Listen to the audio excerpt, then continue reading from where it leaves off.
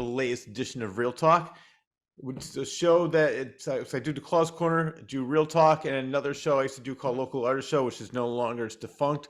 But right now I usually host it with my co-host John Bristol of Elmo Productions, who does the editing on YouTube. But right now we have a frequent guest and also an editor for the show who puts it on Spotify, iTunes, Amazon Music, Audible, and iHeartRadio. You know him, you love him. It's Rob Bull. He has his own show, Bull Reviews. We're going to talk about that. But today we have a special episode because he and I just read a book about one of our all-time favorite movies. It was released June 20th, 1980. It's still one of my all-time favorites, starring John Belushi, Dan Aykroyd, and so many other people, including Aretha Franklin, James Brown, Cab Calloway, and on and on and on. We're going to talk all about that. Of course, I'm talking about the Blues Brothers. So without further ado, Rob, how the hell are you? I'm doing wonderful, Rich. I'm very excited for this, and like you said, Blues Brothers means a lot to us. So we should be able to really get into this and give everybody something good. You Yeah. know? Well, when I'm excited about this because just like you, this is one of my all-time favorite movies. I grew up watching the movie. I loved it, still love it, and I watched it again recently. It's just as fun and entertaining as it was back when I saw it in the 80s. But you and I read a book. It's funny because the book is called The Blues Brothers, but it's really the story of John Belushi. I mean, they Yes, do talk about Dan and Aykroyd. yeah, I feel like that's what usually happens in stories like this in life when you have like two or however many people in a movie or album or whatever. It usually always like turns out to be about the person who died too Yeah, early. Same thing with like the Doors. The Doors movie was just basically a Jim Morrison movie, and all the books written on the Doors are basically books about Jim Morrison. So yeah. that's I feel like it's, that's just how it is with these sort of things, but it's wonderful. Oh my, it's a great book, and there are a lot of facts about Dan Aykroyd Oh and other yeah. things. But that being said, this is perfect because, as the book said, John Belushi loved the spotlight. He loved being the center of attention. He loved being a star. Aykroyd loved anonymity, or he loved being anonymous. I'll just say that. Can't even get the word Yes. out. He loved being anonymous. He did not. He loved being in the background. He really didn't care about being the star. And I mean, he did most of the writing for Saturday Night Live, and he wrote the main story for Blues Brothers, and then John Landis said, I think it was over 324 pages. A normal screenplay is 100, like maybe 140 pages. So John Landis said, "There's no way we could do this movie like that." So he took the script and made it a little bit leaner, a little bit more meaner, and took out some things, added some other things, which I love the finished product. I know there's a not too long ago, maybe it was maybe with the 20th anniversary, maybe, or 30th anniversary, whatever it was, they found footage and they added it back in. They came out with a DVD release, which I have the DVD release of the both versions. Yes, yeah. I have the 4K release. I'm not sure if that has the restored footage, but I know it has a couple short documentaries on there Yeah, that are great as well. I recommend it. You get three movies with the 4K version. yeah, You get the 4K version, a Blu-ray version, both are discs, and then you get a digital version that you can download for a computer. So three movies in one, can't beat it. And I mean, this is one of those movies and products that I will rebuy over and over until I'm long gone. You know, because I just believe in that. I fully believe in support. If you support something, so support it with your dollar and as much as you can, even in these hard times. You yeah. know. I agree with you, and I mean, I have the VHS version, I have the DVD version, I have the 4K version. So I when I like something, and people say, well, you can stream it for free or stream it for 3.99. I'd rather, I mean, first of all, just like Yeah, you, I want to support it. But second of all, you're not going to get all the extra features. You're not going to get the book list to have the pictures and stories behind it. So you get so much more, and it doesn't really cost. And if you watch the movie even maybe 3 or 4 times, rent it, you're going to pay the same amount of money that you bought for the DVD. and And it's worth it. You're going to have that forever. You don't have to keep buying it. exactly, and God forbid you get some executive or higher up that thinks he has the right to edit the movie.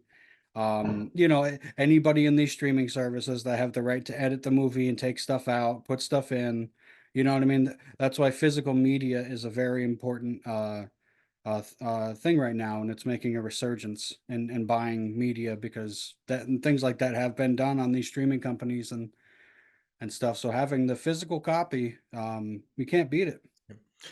Well, let's talk about that because with the editing process, because originally when it came out, they had a traveling road show. John Landis took it on the road and it was over three Yeah, hours long.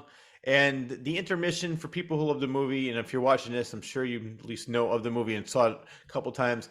They ended right after Twiggy was left at the gas station by the Blues Brothers when they ran out of gas, and they in the unedited version, there was a big explosion, but in the edited version, they didn't put the explosion in. They cut that part out. But that's where I mean, it was like 2 hours at that point, and then they had another hour afterwards. So it was over 3 hours long. And yeah, then I guess for some, see, Quentin Tarantino did that with the Hateful Eight. I saw it in Massachusetts, Somerville, Massachusetts. I loved it. He did a traveling roadshow. The movie was about the same length as that, and it was fun. I loved it. Everybody, I mean, you have to be like not a diehard fan, but it's not just watching a movie; it's an event.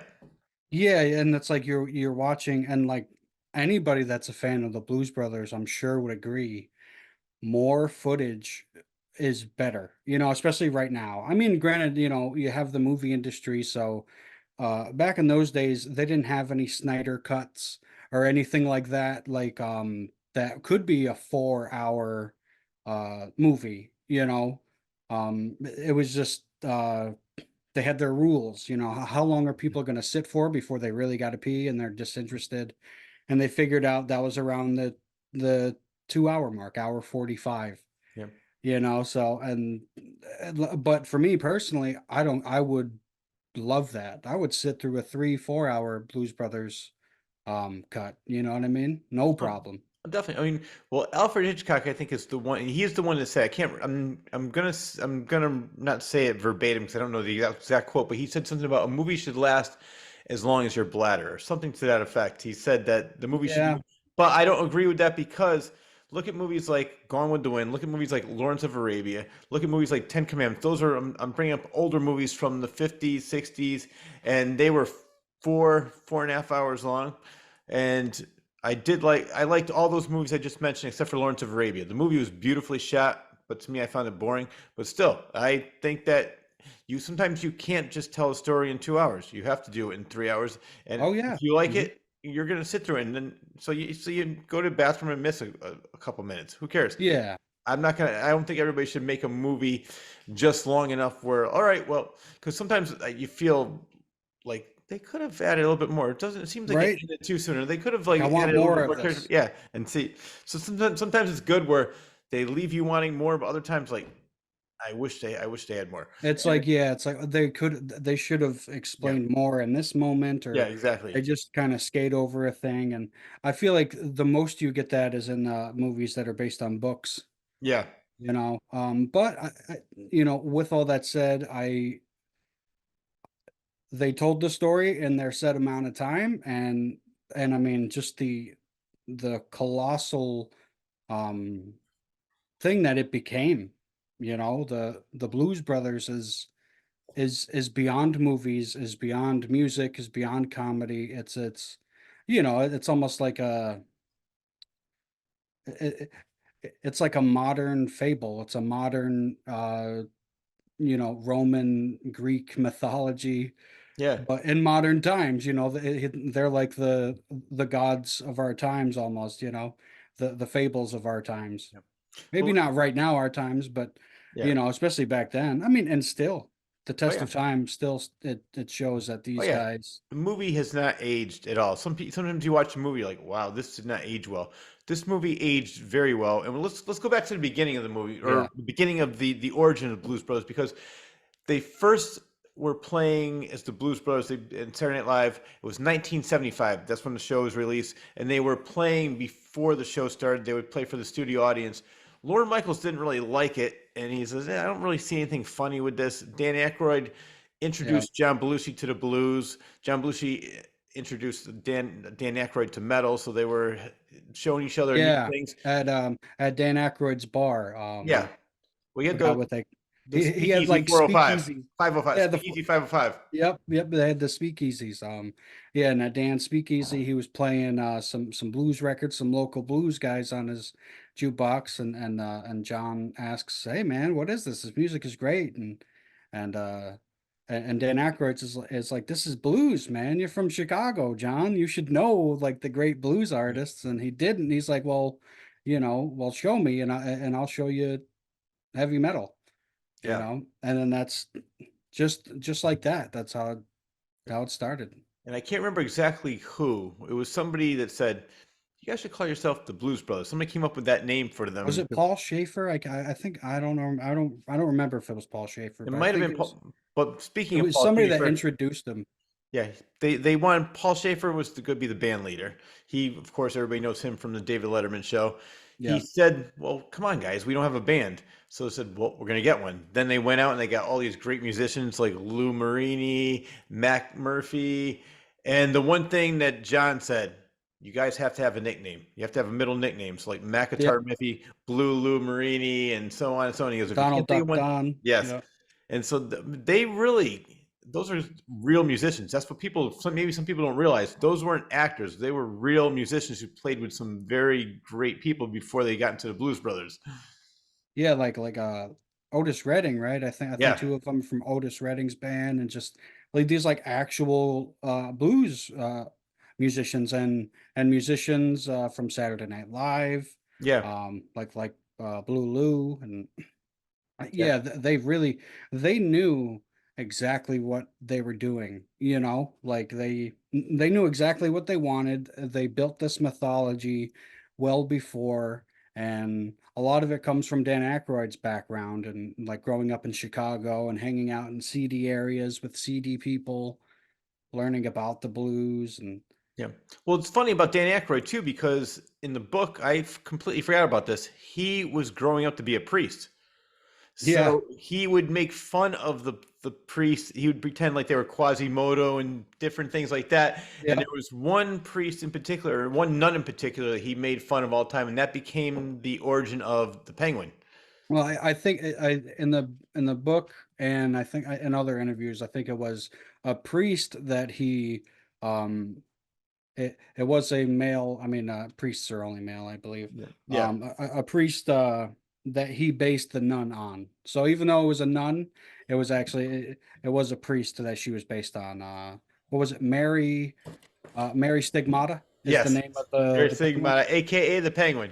Yeah, Let's see. 'Cause yeah, I have it in my notes somewhere. But when I get to that, I'll see. But yeah, you are correct. It was a male. Then but then they changed it to a nun, which I love. That character, the nun, she was just hilarious. Or the penguin, and right. you know Dan what? Aykroyd just asked some Catholic that he knows, like, well, like, what's one of the most like uh like most religious things in Catholicism, and she's Yeah. like, well, stigmata, marks of the Christ on your hand, so that's what Mary and and stigmata. It's a great way to do it. Yeah. It's on point. So what they were doing was, we'll go back even a little bit, and so they got the band together. Dan was coming up with these different stories, and I think they were making some short films. And somebody said, "You know what? You guys have a feature. Sounds like a feature to me." And that's when Dan really started writing a backstory, and that's when he went crazy and wrote over 300 something pages of the script, and he just kept on going and going. And John really was, I mean, not with Blues Brothers, but before, John was going to be a co-writer with Saturday Night Live and different things, and he just loved the party. He really didn't, he never considered himself a writer. He always considered himself a performer. And Dan used to get pissed off. I was like, when are you going to start writing? He goes, I just do it. And then, because they were co-writers for a while. And he Yeah, just, yeah, and especially that time, like they did have some turbulence, yeah. some real turbulence in their relationship before they actually did the Blues Oh, Brothers, yeah. right? Because I think John was off Saturday Night Live, if I remember correctly, like, and Dan was writing full time, Yeah. and John was like off doing movies and stuff, and obviously the weight of being like the head writer for SNL for however long Dan was, a year or so. I think that's got to get to you um, every day of the week, writing for the next week's performance, and Oh, yeah. and so I can imagine when I was listening to the book, I imagined Dan almost being like jealous, Yeah. that and that's obviously conjecture. I'm not saying that was the case, but or at least personally, I could see that, your friend is off doing something else now, and you're like grinding hard, because Dan Aykroyd was that guy, um, that like his intellect was just insane, and everything he did, he put his all into it, and still does. Hmm. At what's 70 or something years old, maybe even 80. He's still out there doing interviews, movies, and stuff, and still out with the grinding. Like my I thought of it today while I was watching the Blues Brothers again, that like Dan Aykroyd is the um immovable object to John Belushi's unstoppable force. Yeah. And then somehow when they got together, it created, like, normally when you hear that, it's like a bad thing. You hear an immovable object hitting an unstoppable force, and it's a negative thing. That kind of, but instead of like negating each other, they enhanced each other's charisma and comedy, and they just had real chemistry. Oh, yeah. They were really friends. They were really out there doing this stuff. And that's why it's believable, even though it's not. It is Yeah. in a way. Well, there was a lot of troop, not the movie itself, that's the story, but I mean, they inked a record deal. They were a real band. They went on tour with Steve Martin, which was the biggest comedian at the time, and he was playing stadiums, he was playing these huge venues. So they were playing real shows for a while, and they went on tour. They were having a great time. So they They did were, long road trips with each other. yes, yes, um they they were were, best friends. yeah. And then so somebody recommended that they play songs that people can dance to, and somebody recommended, say, and John said, "Well, what do you mean?" He was like, "Why don't you play something like Soul Man, something that somebody knows and they can sing?" Because they were playing all these obscure blues songs. Yeah, They sounded great, but like people were like, "You can't dance to it. Nobody knows what the hell you're playing." So yeah, that's when they started to go a little bit more mainstream in the songs, and I love. They came briefcase full of blues is the album they came out incredible with. album. I love that album. It's got so many great songs. Of course, Sam and Dave are on there from Soul Man. But Sweet Home Chicago, oh and yeah, what is that? Was no Minnie the Moocher was on the soundtrack, right? yeah, That that was that wasn't Cab on the Calloway. album. And you know what's funny Yep. about that? Because Cab Calloway, he he actually himself won because it was 1979 when they were filming it, and disco was just at the end of it. But he wanted to do a disco version of Minnie the Moocher. Like, no, Yeah. you have to do the blues version of it. And I think what's funny is because we're going to talk about like how trash John was, how he was on oxygen in between takes because he was so Yeah. out of it. But Cab Calloway in that scene, which is great, where he does Minnie and Moocher, was so hung over. He was partying all night. He goes, "This is gonna suck," but that scene is great. Yep. He sounds Yeah, they said when as soon as he got to the stage, he just lit up and he took the crowd over. Yeah, he was worried. He was worried. You know, like any like any artist and aging musician, I'm sure. Like, do I still got it? And da da da. I have to But that, say, I was surprised. A lot of people were saying that John was not a good singer. I think he's a great singer. I mean, yeah, not yeah, I heard that great, too. not phenomenal, but I think he gets the job done. He's a great front man. He gets the crowd into it. He's fun. His voice, I mean, he His sounds, voice is unique. yeah, it's unique, but I mean, it's not like he's struggling. I think he sounds great singing the blues. I love the way the couple songs you mentioned.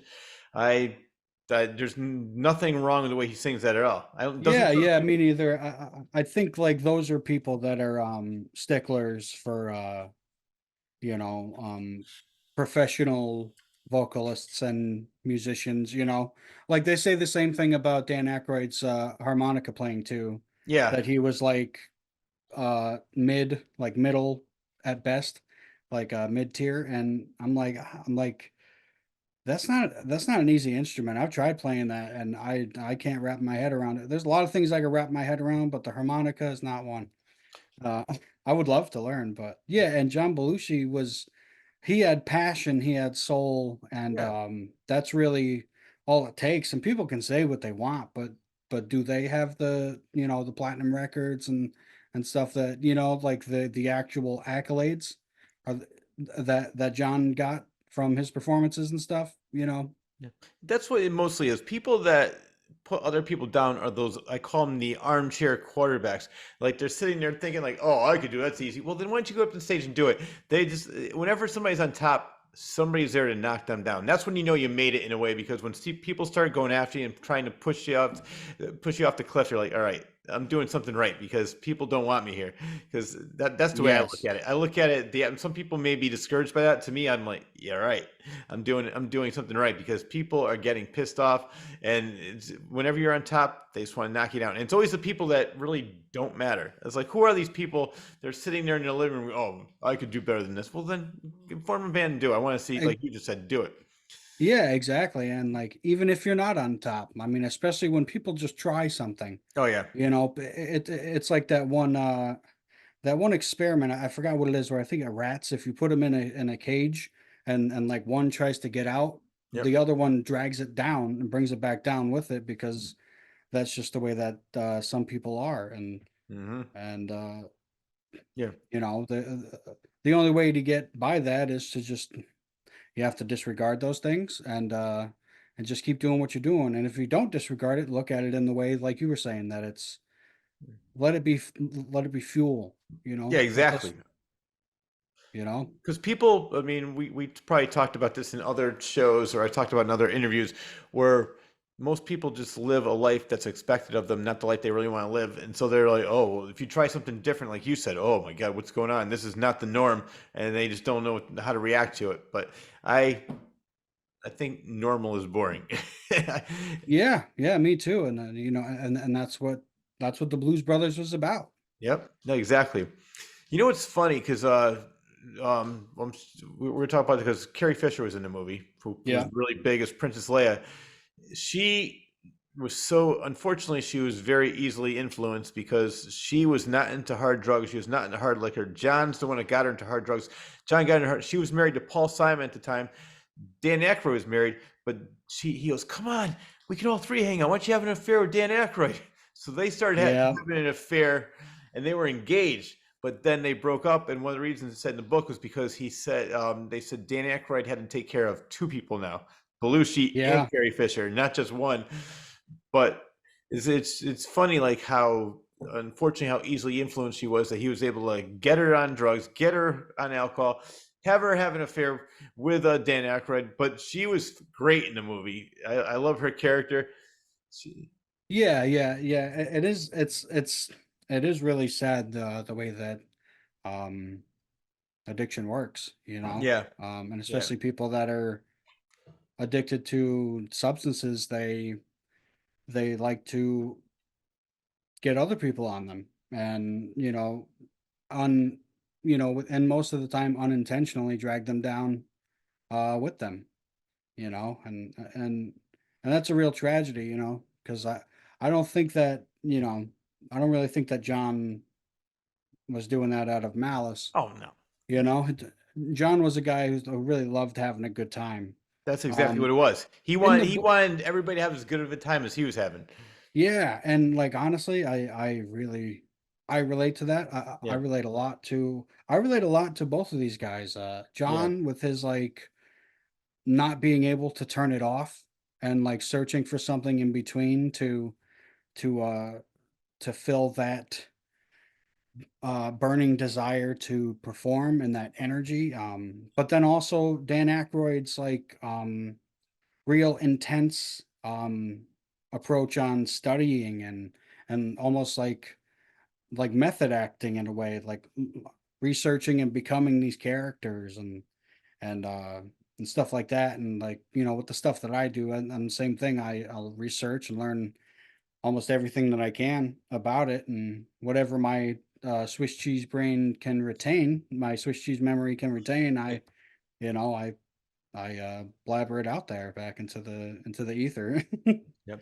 That's why for me, I have to write everything down. Whenever I want to memorize something, the only way to do it is by writing it down because I have the same type of brain as you do, or it just goes right through it. Swiss cheese Yeah. right through the cracks. Um, so with the Blues Brothers, I love what they did because Danny and John wanted to pay homage to all the great blues musicians, but they cast a lot of them in the, as you mentioned a little bit with Ray Charles. They didn't want any of these people. They didn't think any of them were Yeah. relevant anymore. I mean, listen, first Little Richard, he would have been great. He Mhm. was supposed to play the preacher, but he said he couldn't do it because of his commitment to God. So they got James Brown, which I love Little Richard. I could picture him in the role, but But James James Brown Brown, killed yep. it. Oh yeah, man. James Brown's the Right? man. And I love that. I love that song. I love that scene. Right? And the other one we mentioned was Minnie the Moocher himself, Cab Calloway. He wanted to do, as I mentioned, a disco version of Minnie the Moocher, and they said no. No. And then Aretha Yeah. Franklin, they got her. She wanted to sing the song "Respect," and they said no. John Land said, "We, Dan and I have a song. You better think it's written into the script. We're gonna do that song instead." And the only one they said that was really too busy at that time was BB King. He was crushed when he found out that they wanted him for the movie, but he was too busy. He was touring. Yes. But And see, and also Muddy Waters, right? yep, Money Wars. I didn't get that Yep. far yet, but yep, Money Wars is another Oh, one. sorry, He sorry. he was actually supposed to be in the movie, but Yes. a couple days before he developed the flu. Yes, he was supposed to be in the Booker T. Washington scene, right? Yep, Or John Lee what? Hooker. John Lee Hooker, Booker T. Washington. Jesus Christ. I know what you. Oh man. We're making our own Oh, movie now. yeah.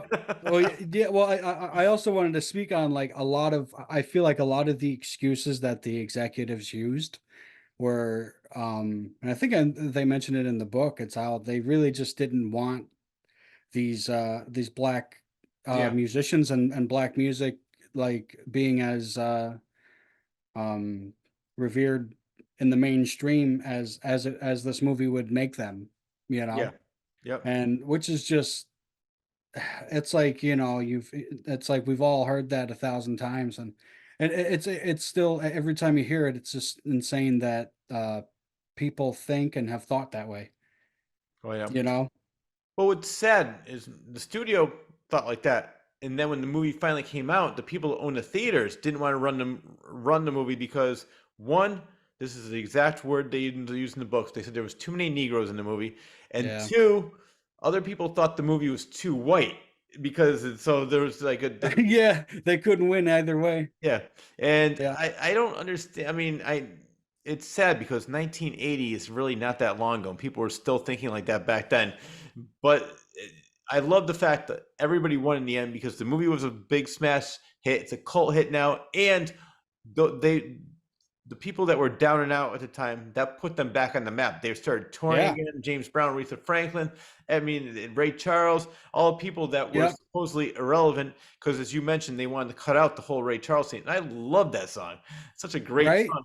Right. And I mean, and even though it wasn't Ray Charles scene or yeah, it wasn't an his one of his actual Ray songs. Charles song, it was still the director John Lennon. Landis.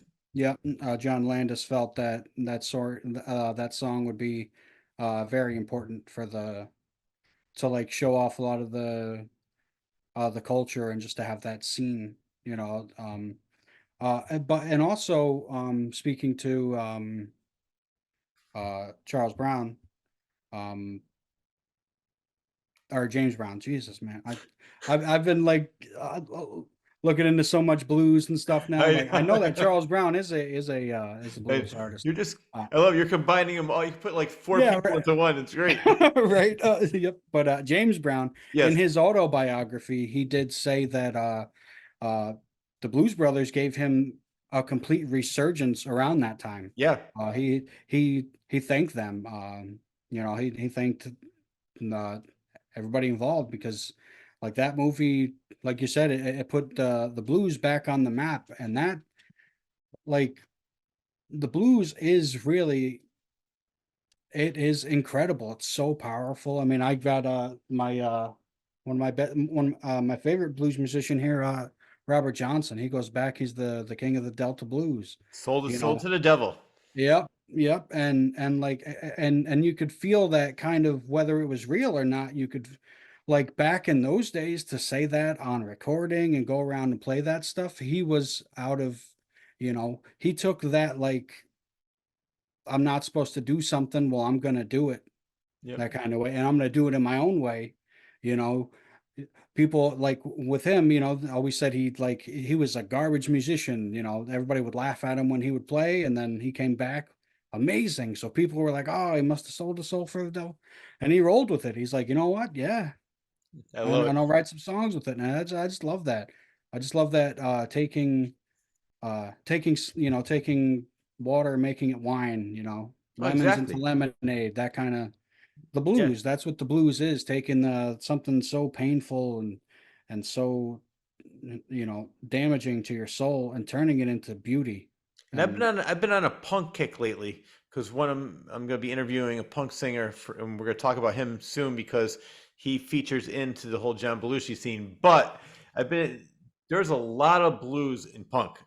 There's a oh lot of yeah, blues in punk, and that a lot of the punk can't just it's more of just like a streamed down, lean down version of blues. But they got a lot of their influences from blues players, and the more I mean, I love punk, and I haven't listened to it in a while, but now I'm listening to it a lot more, and I've been watching documentaries and doing other things and listening to more music, and I can see the influence from the blues, and that's why I can't stand when people say, I hate this or I hate that. It's like pretty much everything is borrowed from something else. There's like people who hate disco that came from something else. People that hate pop that came from something else. People that hate metal came from yeah. so It all comes from something. yeah, It all comes from, yeah. it all comes from inside. Exactly, yeah. I But mean, besides the stuff that's just written to be yeah, manufactured and packaged and put out there, but and that yeah. stuff shows its years, Oh, yeah, quick. exactly. That's why people like Robert Johnson. That's why you have people like Muddy Waters who are still talked about today, and people like Revered, yeah, posters on the wall, you yeah, know what I mean? Like they're still idols, yeah. you know? Then you have people like One Direction. Like, who's that? Yeah, right. As I call it, No Direction. Right? I'm right. I'm sure there's a lot of adults now that are like ashamed to like, like, oh, I was into that as a kid. Maybe not ashamed, but you know Yeah, what I mean? yeah, It's like, yeah. And I yeah, mean, hey, to each their own. But when it comes to like cultural impact and yeah. uh, real heartfelt stuff, the blues is, number one. Yeah, no, I love the blues, and it's got, as you mentioned, has so much soul to it. Did you ever see the movie with Steve Vai and Ralph Macchio about Robert Johnson? The Crossroads, yep. Yes, Crossroads. Yeah, actually, I watched that recently too. Oh, really? I have not Um, seen that I one. I really like it. The only thing I don't like is the ending. Um, I I think I watched it halfway recently, but I remember when I watched it almost 10 years ago. I loved it. It was an awesome movie, but the ending was kind of disappointing. I have I not felt seen like it in years. What made me think of that was when you mentioned Robert Johnson, but just very recently I saw Joe Satriani and Steve Vai perform a concert. They're on tour together. It was a phenomenal concert.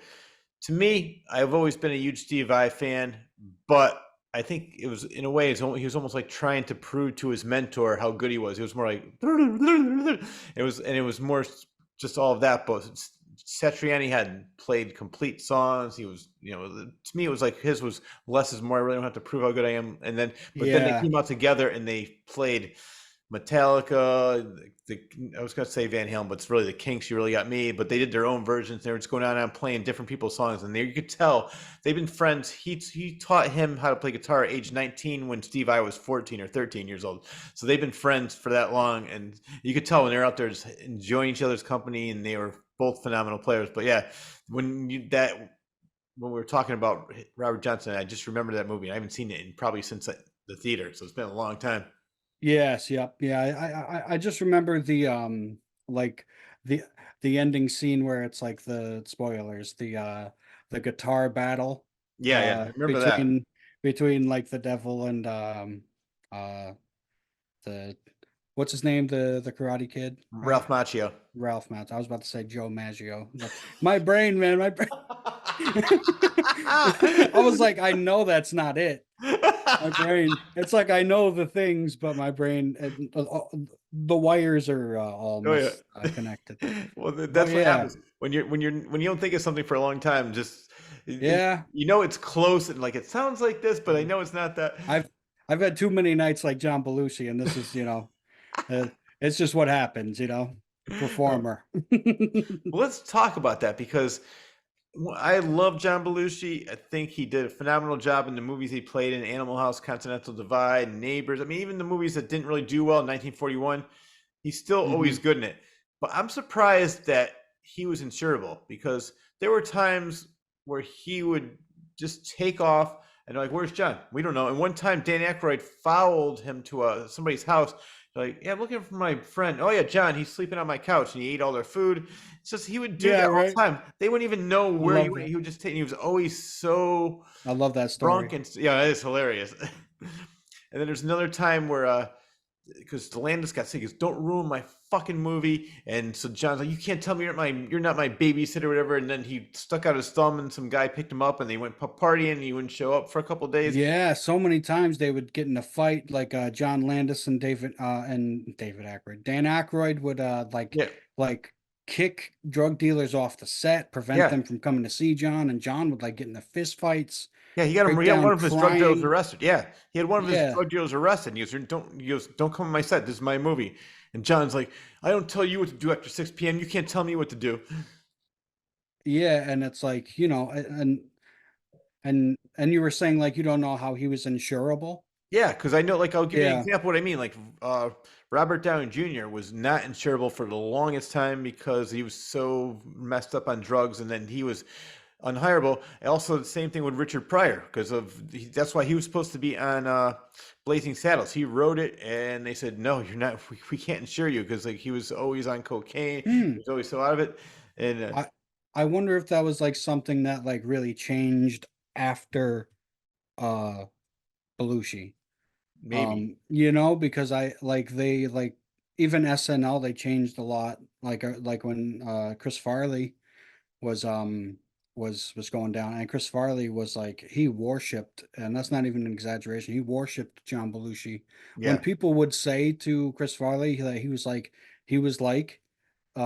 John Belushi, he was like as good or whatever. Chris Farley would be like, no man, no, don't even say that. Don't even joke around. You know, yeah, and and that kind of hero worship is very dangerous, especially if you worship somebody that's so, that like their lifestyle is so dangerous to them, that it led to their death and the pain that it brought to everybody around them that worked with them, that loved them, friends with them. yeah, Um, I think honestly it was John was such a powerhouse and such a wanted commodity that they probably looked over it. They probably were just like,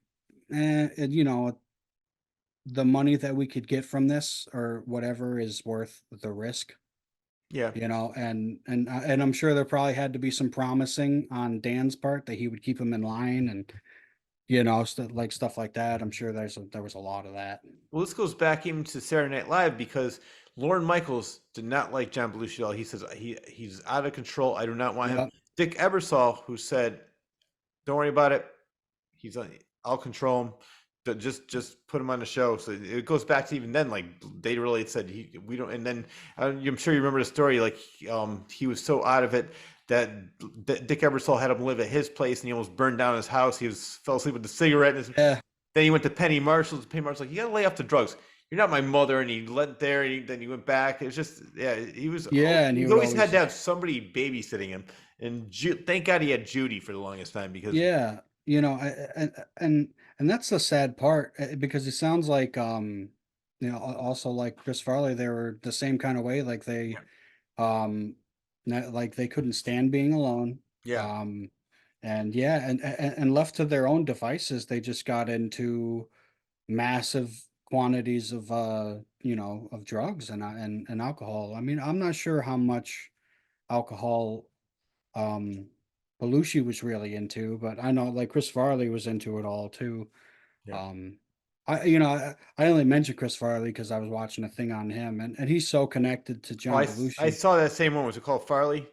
Yeah, The yeah, documentary. Yeah, Farley. I I've saw seen a that. bunch of them, man. Yeah, Like just because, like honestly, this is um an admission that uh that I don't really think I've ever said out loud. Really, growing up, I was a huge fan of Chris Farley. Like Chris Farley was my uh John Belushi to yeah. It's you like know. people my age, because I grew up with John Belushi, you grew up with Chris Farley, so it's the same thing in a And way. like hearing how much Chris Farley liked uh John Belushi and how he was his idol. Um and like how he didn't think he could ever be as good as him. I didn't like John Belushi for a long time growing up. I didn't like that Wow. because like I didn't think there could be anybody better or more awesome than Chris Farley. And obviously now that opinion's changed. I love John Belushi, and Yeah. now I just I like uh looking into the history of a lot of the greats of SNL and comedy. So obviously but yeah, that's just like a little thing I wanted to like. I actually wasn't a huge fan of John Belushi like in anything else besides the Blues Brothers for a long time. Wow. Yeah, and Belushi, I'm surprised. Like, it's funny when I hear people like Belushi and Chris Farley, like how insecure they really were. I mean, it's funny because Belushi was straight edge when he was growing up. He was a football player. He had nothing to do with acting. He never drank. And Judy almost broke up with him, and they started dating. And she goes, "He doesn't drink. I don't want to go out with somebody who doesn't drink." And he took one beer and just flipped. And that was, I think, the turning point. Yeah, He rolled down the hill, started screaming. It was after one beer, so that affected him immensely. But like, unlike Farley, he got more into drug. I mean, like Farley was into drugs, but I think Belushi was more about the drugs than he was about the alcohol. yeah. Than the booze, where as Farley was about it all. Yeah, yeah, Food, drugs, and booze. But yeah, like and A- am I remembering it correctly that he got into some kind of accident John did when he was younger? yeah. I'm trying to remember what it was. It was, I I think, think it was like a car accident or something. He got hit by a car. And that happens a lot with people that get into those kind of accidents. It changes something in their brain. yeah, Same thing happened with Sam Kinison. yep. He was hit by a car, and Sam Kinison's brother said that he was a completely different person after that. He was more wild. He had less Inhibitions. less inhibitions, less fear. Um uh but yeah, and then speaking to what you were saying about like the how the like John Belushi and Chris Farley were so focused on their like They're people pleasers. yes, people pleasers and like am I doing good? Um yeah, it's very sad, isn't it? Yeah. It's so sad to like these greats that, even with all the evidence around them, you think you'd have some kind of confirmation bias, I know. that like you made it, but like as a fellow artist and stuff, it's always about the next thing. Yep. And if like the last thing that you made sucks, that's one of the worst feelings. That's one of the worst feelings to have because you think it's over. You think that your luck has run out. You get that imposter syndrome to where it's like, oh, okay, now I'm actually who I am. I just said it was a fluke. My fame and the good things I did were a fluke. Um, and now, going forward, I'm just gonna be a pariah. I'm gonna be a loser, all Yeah. these horrible things. And that also, I don't know which comes first, but that goes hand in hand with drugs, you Yeah. know. Well, at one time he had the number one show, Saturday Night Live, the number one movie, Animal House, and the number one album, Blues Brothers. He was on top of the world. He was number one at everything, and the amount. I mean, he had a lot of jealousy with Chevy Chase becoming the first big star. He Yeah, resented him immensely. But even when Chevy Chase left after a year, he could have been on top of the world and he just imploded. It was more like, and then somebody made a great point, and I think it was the author in the book said that he would always try to, he would make out all these outlandish demands, knowing they would never do it, and he would hope that he could reject them before they reject him, and he would do a yes. lot of things like that. And he would self-destruct intentionally because he would rather say, "No, I'd rather do it instead of He them would doing it to rather me." come up on top. Yes. He would rather come up being the guy that didn't get played, um, and or didn't get his hopes up, because obviously you could tell, John Belushi. more than Aykroyd, was a very emotional man. Yeah. And you know, I've done a lot of research lately into Dan Aykroyd, and even just watching his interviews, you could tell he's not like he's lacking a little bit in the emotions department. And I only say that because he even said recently in an interview that like he's been concentrating more on seeing people as people Hmm. rather than uh information and Yeah. stuff. And that kind of blew my mind because I was like, oh wow. I was like, that's kind of not really, but that almost sounds a little bit sociopathic. You know, I don't really think that he is, but you know, like when they were in the, Yeah. No, he's. um I know he's very much into aliens and conspiracy oh theories. yes, Yeah. ghosts, the paranormal. Yeah, he's got some interesting Yeah. views on that. And like not a lot that I would disagree with or say that isn't possible either. Mhm. But Yeah. it's one of those things. I mean, it was in his family.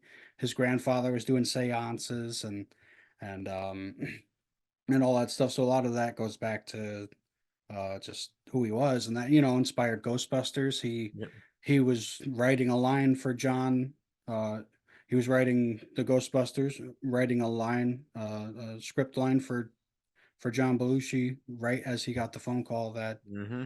John Belushi had passed away. Yep. Yeah.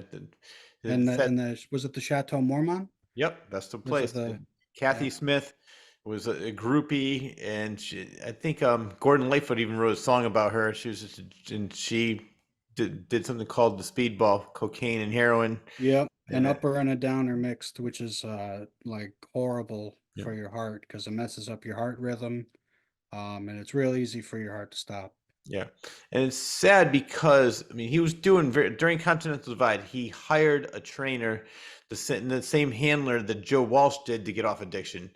And he was having him run at night. He lost 43 pounds. He was starting to feel a lot better.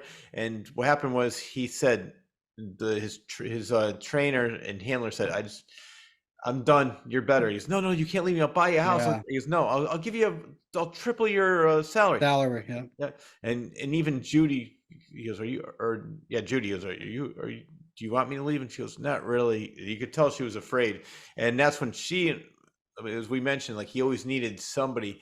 That was a time when she was getting fed up too, and she was seeing a psychiatrist. And he goes, you got to think more of yourself. You can't just always be his babysitter. And when he went to California, she's like, you know what? I'm staying home. You go on your own. And that's when he overdosed. yeah, but and I can't, you can't blame her, and you No, can't. not, I mean, I I, guess you can't blame the no, other guy either, because exactly. back then they didn't understand addiction the way Yeah, that it's understood now. Like, addiction is not something that goes away. yeah, It's something that you have to fight every day, and some days are easier than others. But those moments when you're left alone, you could be good for 10 years, yep. and something happens, and you're just immediately back on to that same old thing. You're chasing the dragon. And I don't blame him either because you have to live your own life too. You can't just babysit somebody who's out of control. And you're like, and plus, I'm sure there's things that he did when he was so out of it that were pissing people off. Oh And yeah. so I really could see their side of the story too. It's like, you know what? I'm sick of you doing this. You say you're going to stop. You're out of control. You have no respect. And so I completely understand Judy and the trainer's point of view as well, saying, you know what? Even though like they really did care about him and they wanted him to do well, it's just after a while, I can't do this forever. You know, I got to live my life too. So I definitely see their side of the story too. Yeah, and there was a big like there's a lot of ignorance around that time Yeah. around like cocaine in particular. Hmm. That like people weren't, as worried about dying from overdosing on cocaine or um maybe even heroin. I'm not sure. You know what I mean? Not like today, you know. Oh yeah. Where today it's like, I mean, anything you get, you can try to get some weed off somebody off of the street and they can have fentanyl on it, Oh yeah. It's and scary. then that has happened. So, uh, it's, drugs are drugs are one of those things that, time and time again, they bring down, um, some of the best people, and even beyond, actors and famous people and people in power, loved ones. We all know buddy.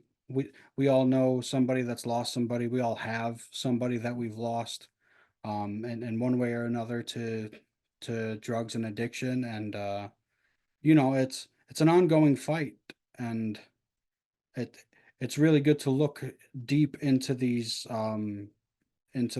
situations and people's lives that are so out there in the public, and you know try to dissect what went wrong, if anything went wrong, and what could have been done. But honestly, in John's case, it's one of those things where I don't see anything that could have been done. No. um like, that's this people that are that far into that kind of addiction.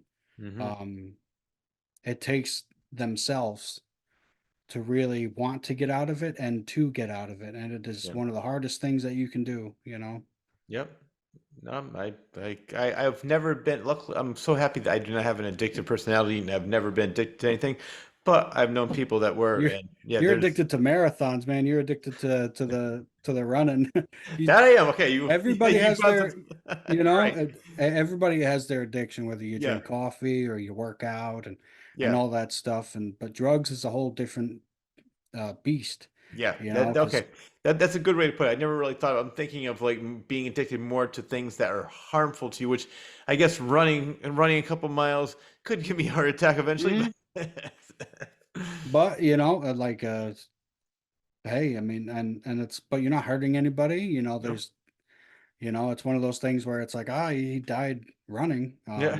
and he not running from the cops or anything. He died running a marathon. So it's like, okay, that's, he died doing what he loved. I'm a modern But day Forrest Gump. right. And but yeah, yep, I was running. I just never stopped running.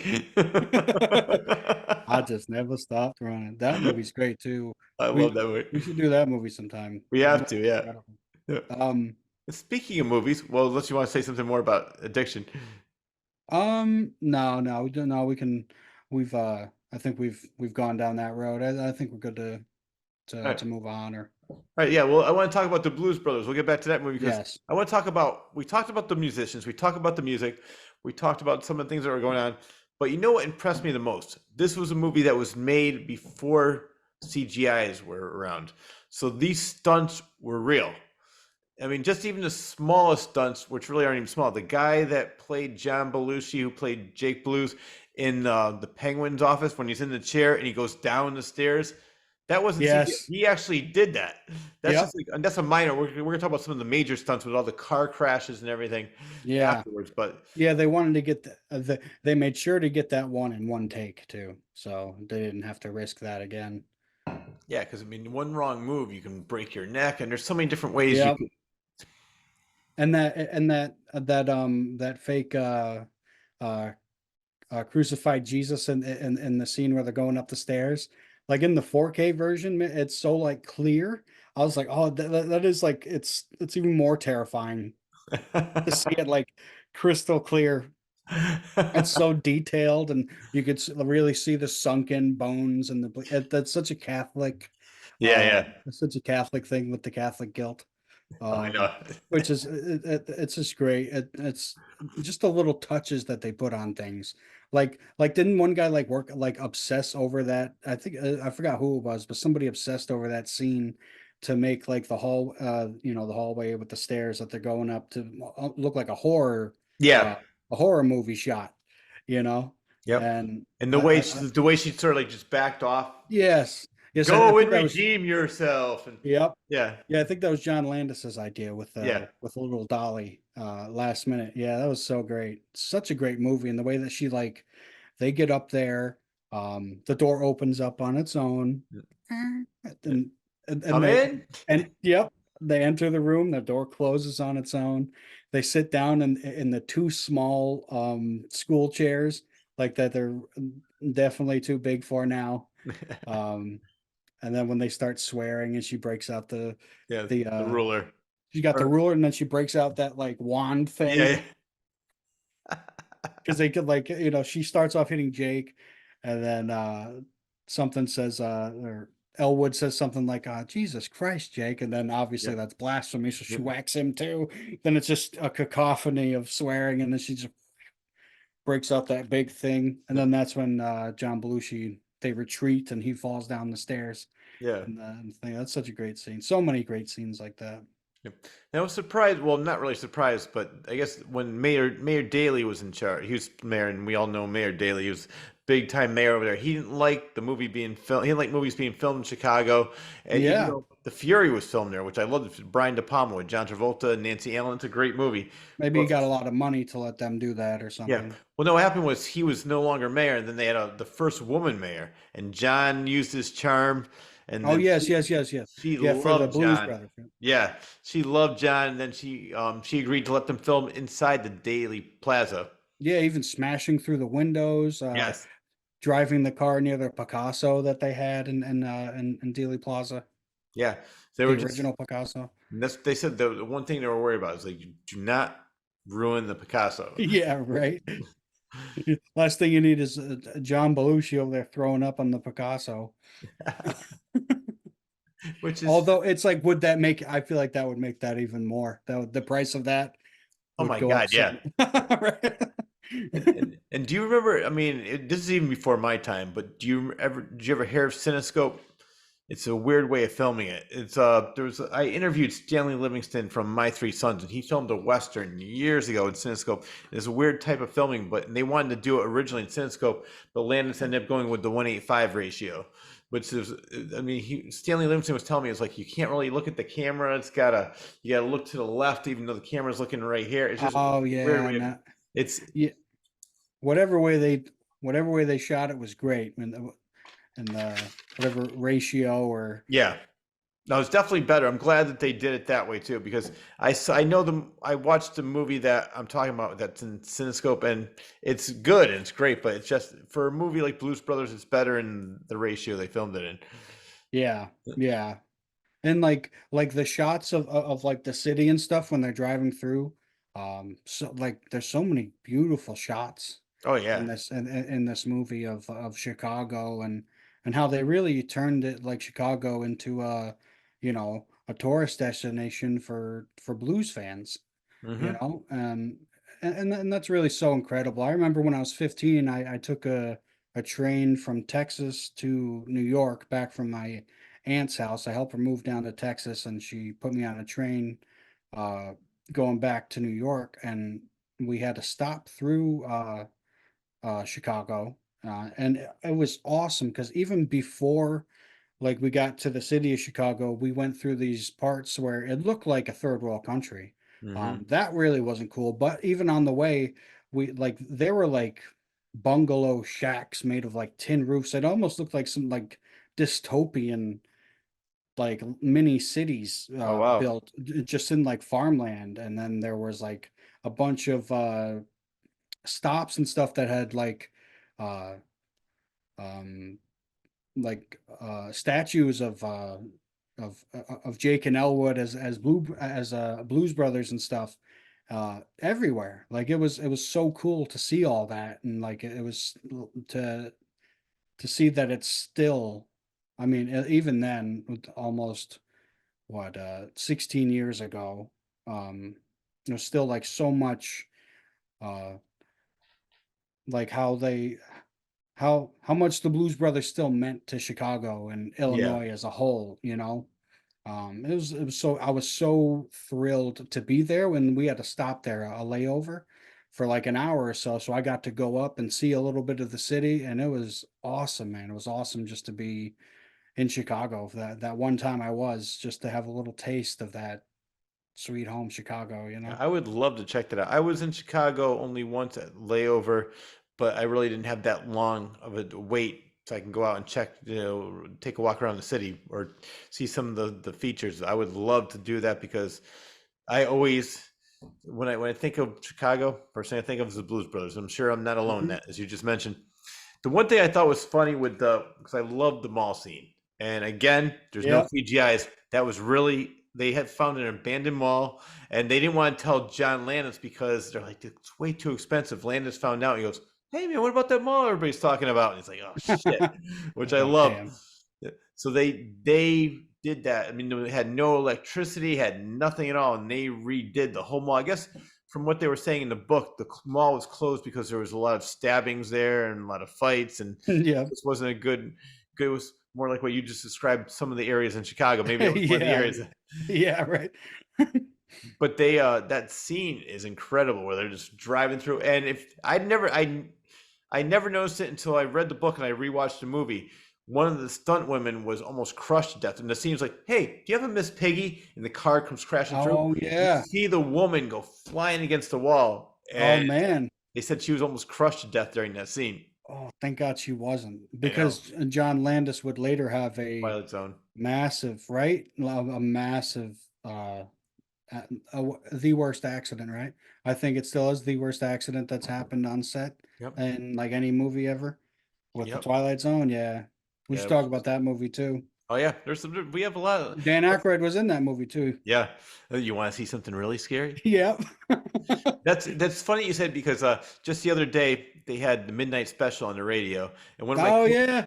one I of my love that song. coworkers said, she goes, "Rich, you know what this reminds me of?" I said, "Twilight Zone." She goes, "How'd you know that?" I said, "Because and she said, "That's exactly what I was gonna say." So Yep. every time we hear that song, like the midnight special, Special. yeah, and we were saying, "You want to see something really scary?" Yeah.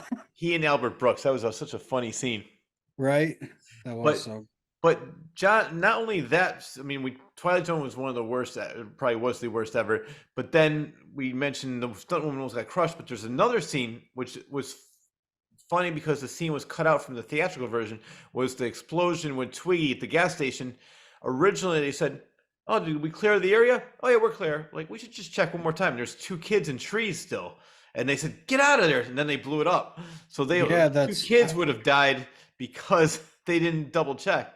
and yeah, and it's and that's kind of foreshadowing because the two kids did die on the I Twilight Zone. know. Yeah. That's and it's definitely like I couldn't imagine being um John Landis, I mean I could obviously couldn't imagine being the parents of the Yeah. children that died in that set, but like like the guilt and knowing that when you walking into a room that like people are thinking about that Mhm.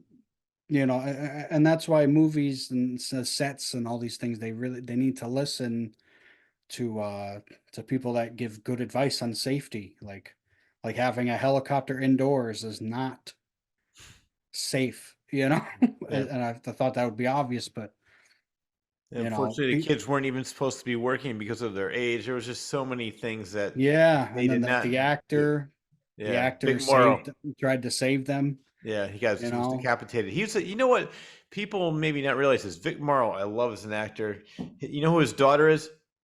who. It's oh my god, did you ever see the movie Single White Female? Or actually did you see the movie Hateful No. Eight? Yes, yep. All right. She played the girl in that. His daughter is Okay. not Jennifer Jason Lee, it was the other one. Or maybe it's Jennifer Jason Lee. Yeah, it is. Jennifer Jason Lee. That's his daughter. Oh, is that her real name? Yeah, I'm not Okay, okay. sure. I'm not sure. Like, I don't think I mean, it could be a stage name, but I know that Yeah, Vic Morrow is her father, and she's a great actress too. She's played in so many different movies, but the movie most recent I can think of is well, Single White Female, which was years ago. But then Hateful Eight. Hateful Eight, yeah, Yeah. Hateful Eight was a good one. Oh yeah. And then the other thing with this movie, we're talking about stunts, were all the car chases. I think somebody made a great point. It was like Smokey the Bandit meets Bullet, and it's so true. That I think was it the biggest or the most cars that were crashed in one I movie, most think cars at destroyed. I think at one point it was. Yeah. I think it was maybe beaten by a Transformers movie at some point. Okay. But when it comes down to it, it's like the Blues Brothers is the best. Oh yeah, You yeah, know what I mean? yeah. It's the Blues Brothers. It's Not so even a like, competition. yeah, right? Yeah, ahead of the competition, just probably no, like you said, no CGI, Yeah. none of that stuff. They didn't need it back then. Yeah, and the car chase. I think they bought a lot of cars, a lot of used uh, police cruisers and stuff. Oh yeah. Well, just the one scene, the drawbridge scene, where it's like, this car does. I can't believe picked me up in a police car. Yep. You don't think you could do it? And then he jumps the bridge. They actually jumped the bridge, and the first time he landed so hard, the bumper fell off, and then it flattened the tires. And John Landis said, "You know what? We got to do it again." Yep. Yeah, because they had like what? They had like seven, or was it seven or like 17 Bluesmobiles. I think it was like seven or something, Yeah, but don't quote me on that. I But have to double check the number on they that, had a but fleet of Bluesmobiles, and in the one scene when they go to the Shea Paul, yeah, um, they and it's the scene where they like swing into the parking spot just like quick. They pull like a 180, yeah, and and everybody thought that it was going to take however 3 or 4 takes or whatever, so they set up for a long night of shooting, and the stunt driver nails it in one take.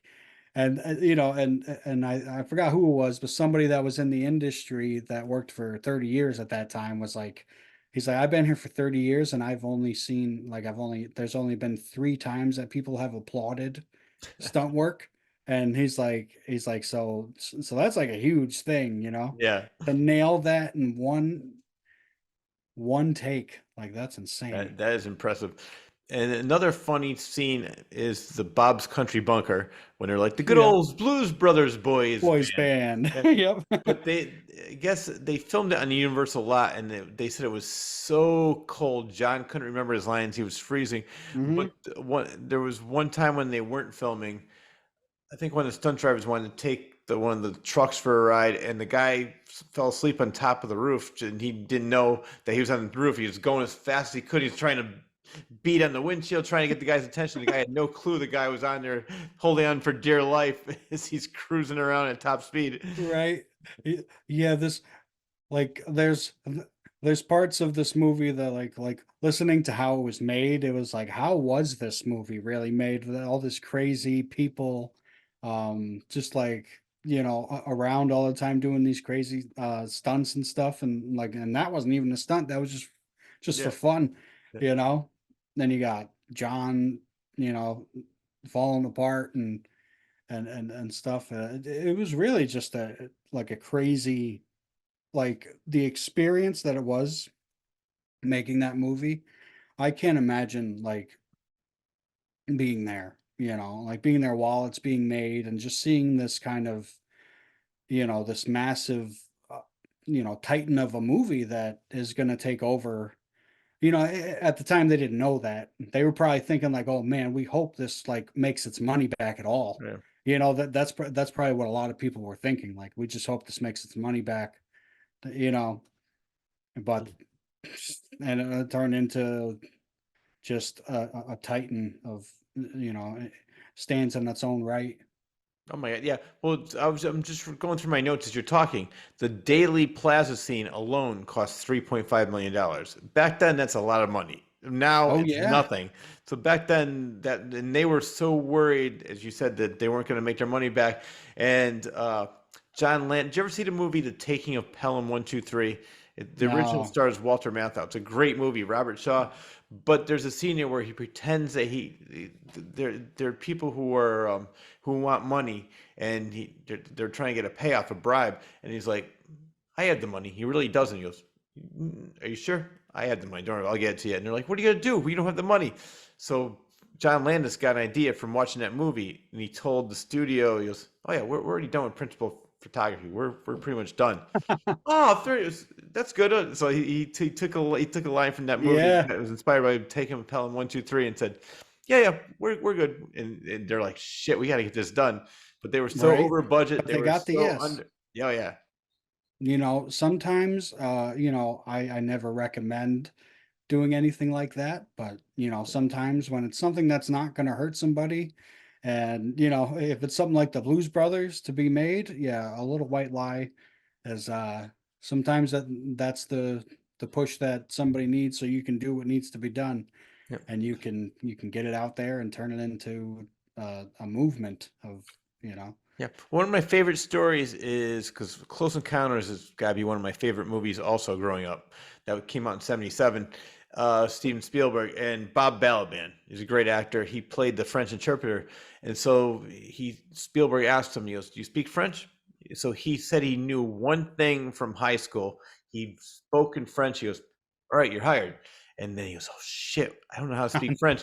And so Right. Spielberg actually said in the making of Close Encounters, he goes, "I always encourage people to lie. When it comes to that," he goes, "just do whatever you can to get your foot in the door, and then you worry about it later." He goes, "I love the fact that Bob Balaban lied and he got into the movie, but Yeah. he told me the truth." So when it comes to that, like little white lies where he's not hurting anybody, if you get yourself a job, go ahead, and then worry about it after. Just get your foot in the door and do it. Steven Spielberg has a cameo in this movie too, right? Yes. Yeah, he Yeah. plays the guy with the tax assessor's office. He's like, "Can I help you?" And then first he's on break. We'll be back in 5 minutes, and the SWAT team, FBI, all the cops are all after him. So yeah, he's at the very because he and John Landis Yep. were really good friends. Back then, it was like him, Landis, Brian De Palma, Martin Scorsese. They were all up and coming. They're all in their late 20s, and they just used to all be friends and hang out. Yeah, and like it's funny because it almost doesn't like it's like a blink and you can miss it. You know, Yeah, like for a while I didn't know that was Steven Spielberg. yeah. But also there's another cameo that is not in the book. Um, oh wait, It might not.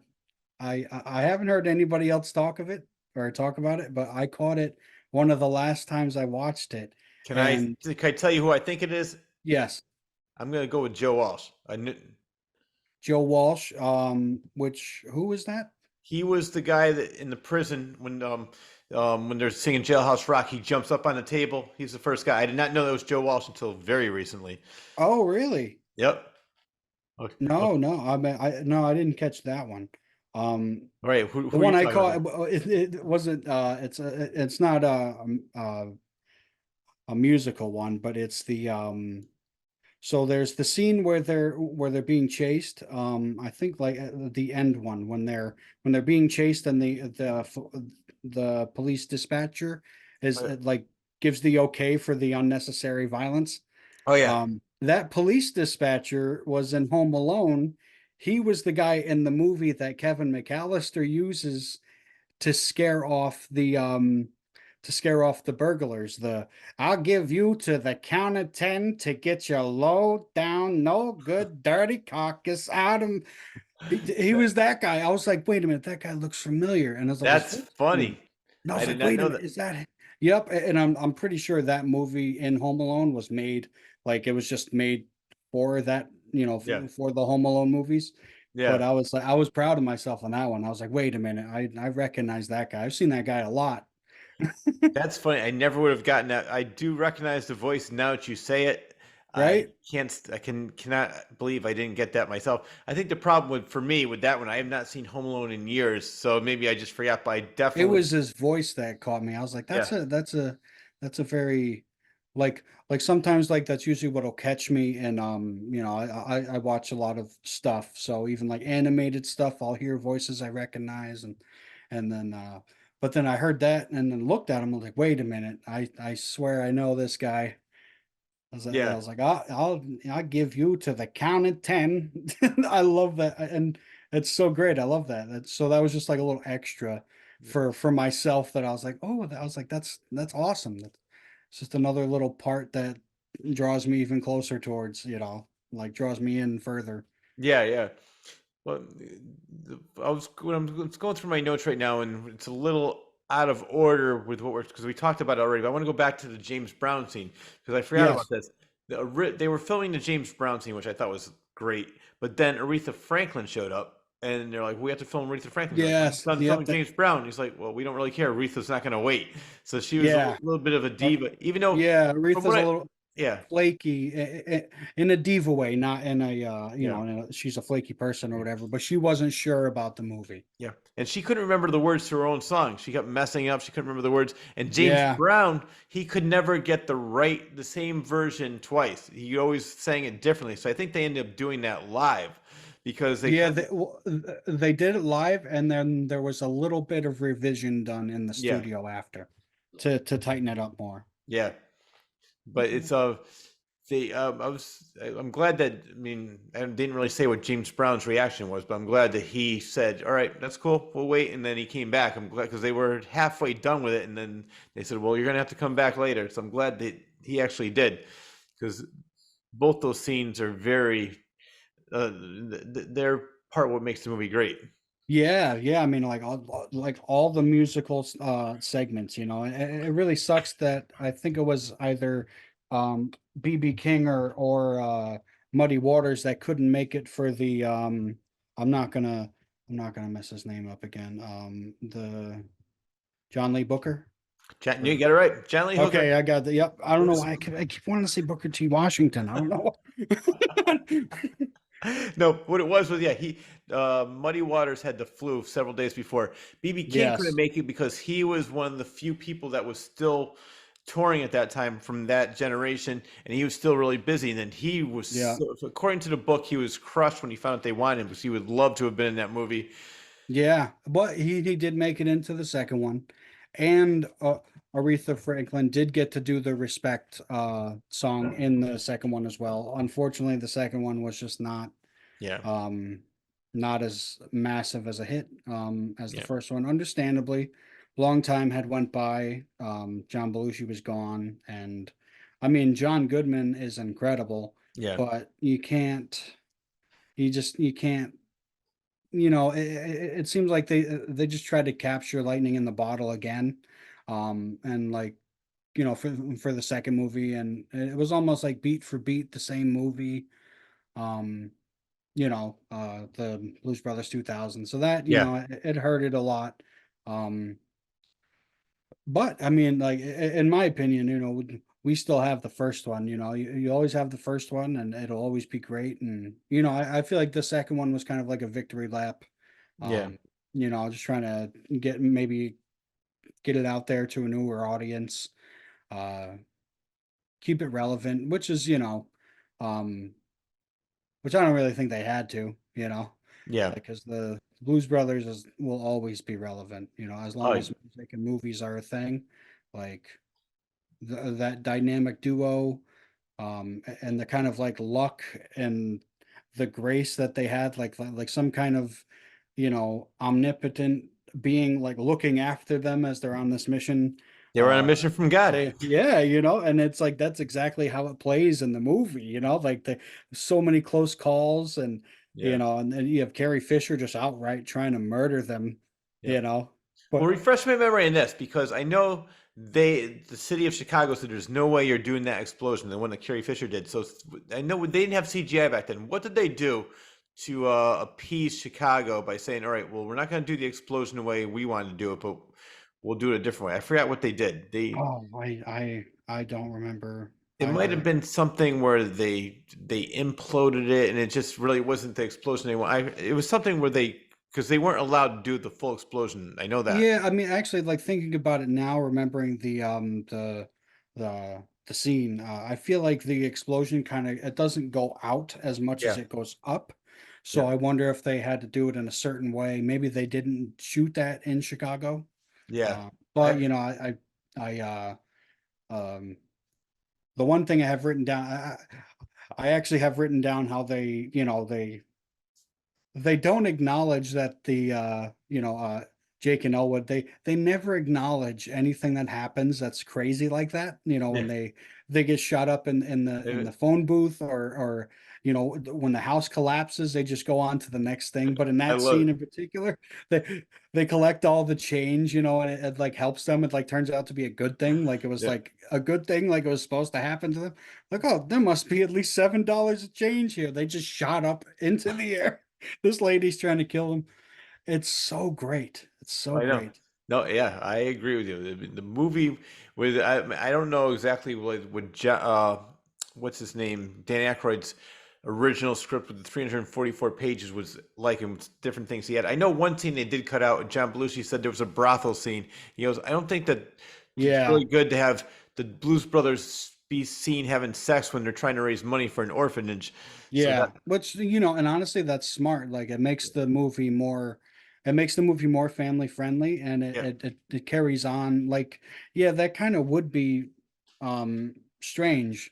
Like thinking about it, like it kind of would be strange to have that. Like, even if that's how it was intended at first, it was definitely a good workaround that they changed it to like the transient, because that seems more blues to me. yeah. Like how it actually turned out, like the Hotel for Men, where you're just in an old dingy hotel that's Oh yeah. just awful, right next to the train that goes around. It goes by so often you won't even notice Yeah. it. Which is funny because I know you read it as well. They had John Landis was having the train go. They were like just going back and forth, back and forth. They were just having two trains just go to make it seem like Yeah. the trains were always going. And that's genius, man. That's what I love about movie magic here, and like stuff like that, Yeah, yeah, me how they too. make that stuff work. Yeah, and let's see. Let's talk about the concert scene because I love that scene. The concert scene was filmed at the Hollywood Palladium. Great. That was I'm talking about the end concert, obviously. And then right before the scene was about to be filmed, John was trashed, rode a skateboard, damaged his knee, and a specialist was flown in. We wanted to make it better and give him a brace. Landis wanted to use a stunt double. John said, "No, we're not using a stunt double for this. I'll be fine." So I mean, besides Yeah, he was getting drunk, he was getting trashed, he was hurting doing himself. cocaine. Yeah, Yep. I mean, then he was hurting he couldn't perform. So, and then he was on, like I mentioned during the James Brown scene, I think in this scene too, he had to use oxygen in between takes because he was so out of breath all the time. Yep. Yeah. They had to, like, I think you said it was like practically dead, like before that scene, um before the James Brown scene. Yep. I said it was like night and day. But I feel like um that's the thing that performers that's what sets performers aside from non-performers, because that's a thing. Like, you can, if something means a lot to you, and you got to do so, like, you can get really messed up before something, and nail it, you know. Yeah, It doesn't happen every time, unfortunately, but John Belushi is one of those characters where I feel like his life was or at least his acting career was a string of getting messed up and then still making it, yeah. Well, there's that. still. Yeah, no, I agree. And there's that one scene where they were at the gas station, and he goes, "Oh, come on, let's go!" And he smashes the bottle on the ground, and he was, I think, either drunk, trashed on whatever drug he was on, that he was passed out. And they're like, "Come on, we got to film that scene." So he basically was just wide awake enough just to film that one line. It's like, "Come on, let's go!" And Elwood's like, "Come on," like, and that's Yeah, yeah. I think around that part in the book they were saying, like, around that one scene, that even like John Belushi was like crying and stuff, yeah, and they had some you know heart to heart thing after, because like he's gotten into a lot of fights with people on set. And yeah, it's just crazy how much, like, it must have been scary to be producers, and John Landis to be, to have, like, working with John Belushi at, definitely at certain points, oh yeah. being like, Well, are and we that gonna was where do this? Yeah, and that's the point where I'm saying I'm surprised he was insurable because I can't believe the studios didn't say we just don't have them. We can't deal with this anymore. I'm glad they did. I'm so because it wouldn't be the same without him. But it's just I'm surprised. I mean, Yeah, like nowadays, like, companies don't put up with that, yeah, and for a lot of reasons, and and it's good that they don't, because you don't want to, you don't want to keep feeding that kind of behavior. those kind of people. You don't want to keep feeding, you know like, looking for those kind of people that are great at what they do, but they're very self-destructive Yeah. in their off time, Well, you know let me ask you this question then, because a lot of times people will say, and I think Chris Farley had this issue too, and we know Jim Morrison was like that too. Do you think that, and let's go back to even Janis Joplin, Jimi Hendrix, do you think that them being like that made them better? I'm not saying it made them better as a do you think, but that fueled their creativity and it made them better? Because I know that Chris I Farley may, was the same thing. yeah, I may be biased, but because I've been in those, I've had that mind state as well, to where Yep. it's like I need something to expand my mind, or to get Hmm. me to here, to there. Um, and I think they believe that, Yeah. and I think maybe for a little bit it does help, but I think ultimately it is the reason why they all had their downfall. And I mean, it's obvious with all of them. It all was, eventually you need more and more of whatever substance or substances you're using, to to to get to where you need to be, and then eventually you don't, even with the amount that an endless supply, you can't get to where you need to be, because that's how they work. That's how drugs Yeah. work. Hmm. And you end up ruining your mind, at least for a time, and then ruining your body, and then like everyone you mentioned, eventually it just ends up in death. And and I think, like, something in them, I think they think, with the fame and everything and all the praise, there's a side of them that's like, I'm not gonna die. Yeah. There's a side that's, I'm not gonna die, and then there's another side that's almost like, I wanna die. Yeah. You know what I mean? So it's, the two sides battle each other, and uh, and which is a bad thing. There's, you almost kind of lose a part of your humanity in a way, because you think about mortality different. Yeah. Because then it becomes, I will become a legend, Chris Farley's thinking.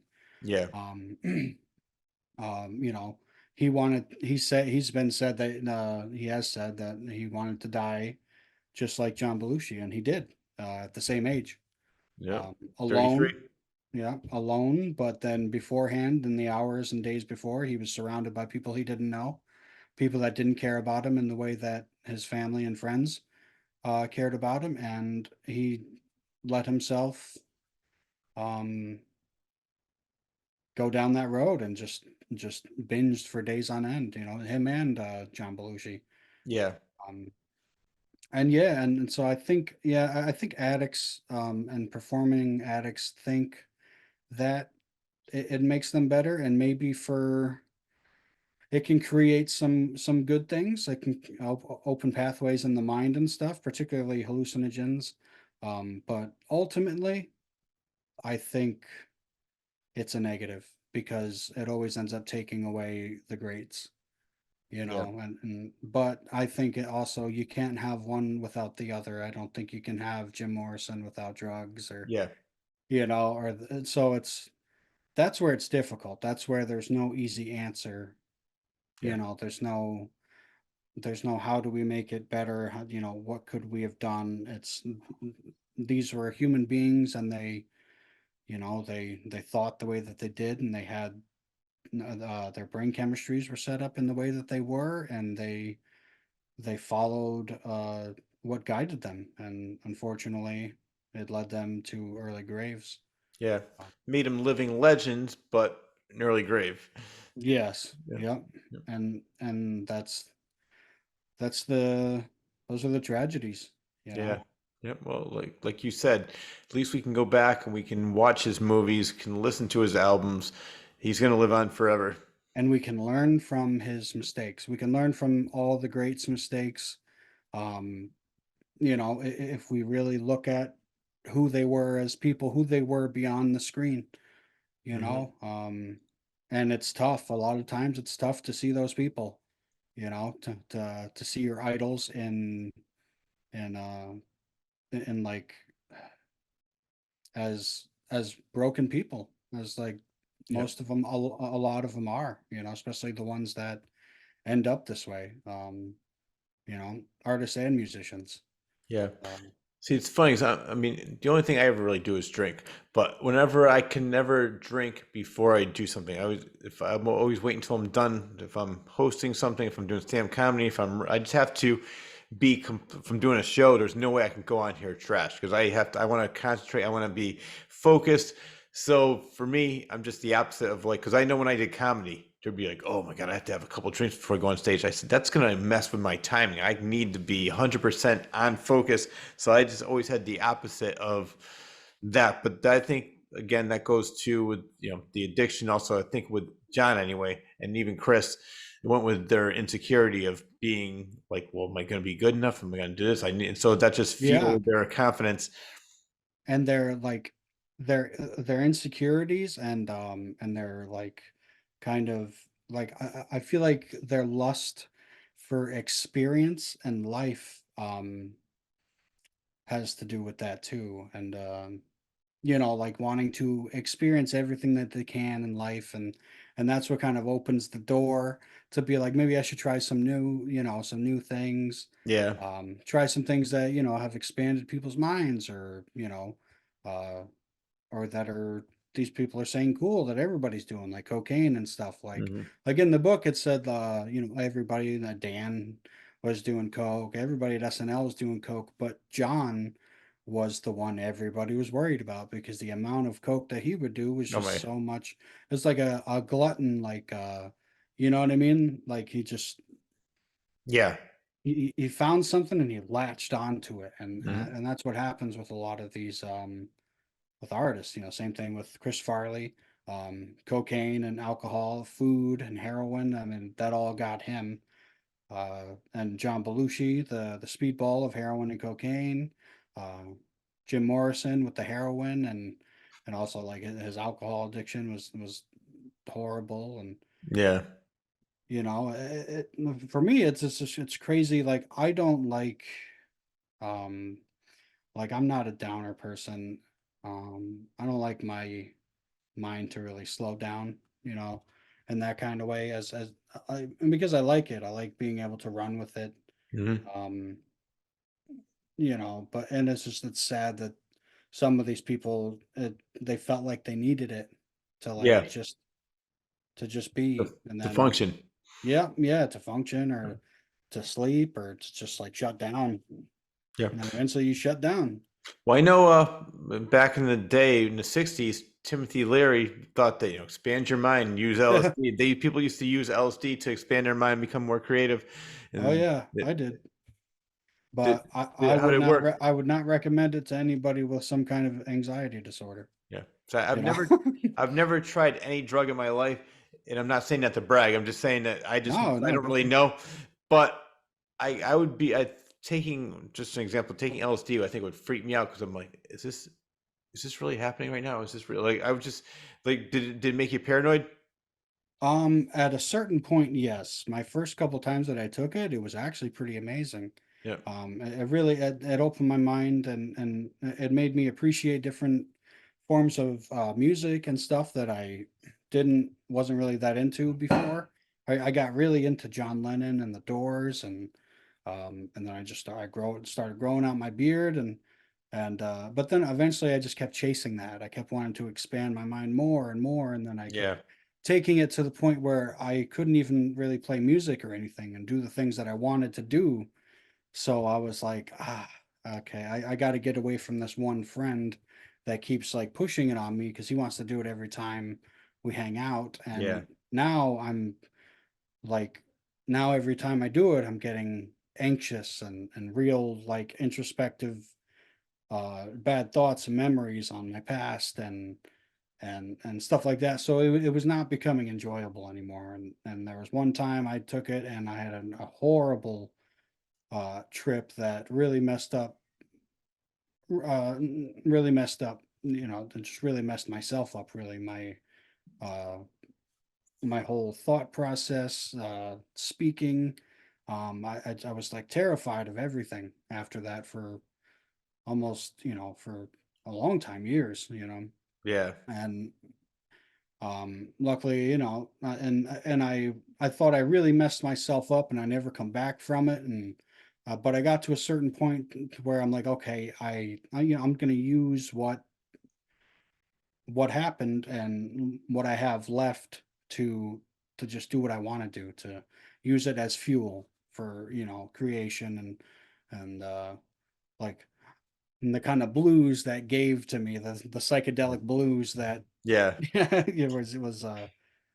was given to me. Yeah, so I wouldn't recommend. I would never lightheartedly recommend acid to anybody. That's especially if you think you'd be afraid on it. It's not a good way to go into it. So yeah, no, I would definitely not Yeah. recommend that. All right. Well, you heard it here first from Rob Bull. Do not Yeah, try LSD. right. Unless you want to turn out like me, then. Well, you are a great guy, but still. Yeah. Hey, yeah, well, thank you. I appreciate that. I try, but All right, let's get back to the movie because I want to get back to the Country Bunker, Bob's Country Bunker. yeah. Um, before the movie was filmed, or wasn't completely filmed yet, but there's a television show that wanted to use that set on their TV show, and they're like, they can't use that before the movie comes out, so they sent John Landis either did it or some other people took rocks and broke the windows and destroyed it so they could make it unusable, so they couldn't use it on TV. Wow, Uh, I thought that's that, crazy. yeah, I That thought that is was, crazy. Yeah, that's one thing I must have been using the bathroom or something when that part of the book came up. But yeah, that's insane. But I don't know that's something I could picture John Landis doing. John Landis was a renegade. He was like a renegade director around that time. Around that time, that's when everything in Hollywood started to change. yeah, That's when like the higher up executives obviously were still from the older generation and stuff. But these new guys coming in were uh just completely out of the box, thinkers and stuff like John Landis and Martin Scorsese. yeah. So I couldn't imagine all the stuff they had to fight to get done. Well, yeah. So originally, when he did Animal, they didn't want him for Animal House, but then he did Kentucky Fried Movie, and that was basically just a bunch of sketches. I remember, it's funny. I remember seeing that movie. Well, I was back in the 70s at the drive-in. We were watching a movie called Grizzly, which is a great movie. Stars Leslie Nielsen, Linda Day George, who I interviewed, and but there was a 3 drive-ins at that. It was the Watertown, Connecticut drive-in. So my brothers and I are watching this movie. There's naked women running around. We must have been like 8, 9 years old. We're like, what is this? My mother's like, turn around, watch this movie, watch this movie. And I didn't realize until later it was Kentucky Fried Movie with John Landis directed it, and that was the movie because Kentucky Fried Theater, I think it was called. They had their own thing, and then that was their first movie. He went on the Tonight Show with Johnny Carson, and somebody saw him. They're like, "All right, let's use this guy," and that's when he did Animal House, which led to Blues Brothers. But yeah, they did not like him in the very beginning. Yeah, yeah. Young And Renegade. I met John Landis before. The guy is, really? yeah. I'll show you the picture. It's funny. Like he got pissed off at me because I was just joking. He was eating his lunch, and I was making a joke going like this, going like pretend to eat the sandwich. He goes, "Get away from my fucking sandwich." I said, "Okay, John." That's awesome. That's Yeah, awesome. he That's was awesome that he you was would do that, and that's yeah, awesome that he said that. yeah, he was laughing when he said it, but he was serious. Yeah, see, I'm like, fuck away from my sandwich. Get away from my fucking sandwich. Right. So That's awesome. that's That's why awesome. I love going to these conventions. You should go one time to the Chiller. We Yes, should yes, get them. I really want to. It just seems I always have something also coming up around the time. But oh yeah, I meant to ask you, Yep. um, are you going in September to the Twilight Zone, or the Rod Serling statue reveal? I have to make it. I'm gonna please remind me of the dates and everything because I have I to. will. If you can, like, even maybe not tonight but tomorrow, because I want to put it in now in my schedule at work. Request a day off because I don't want to miss. I don't want something to come up and say, "Oh yeah, I completely forgot about Twilight Zone," because I have to be there.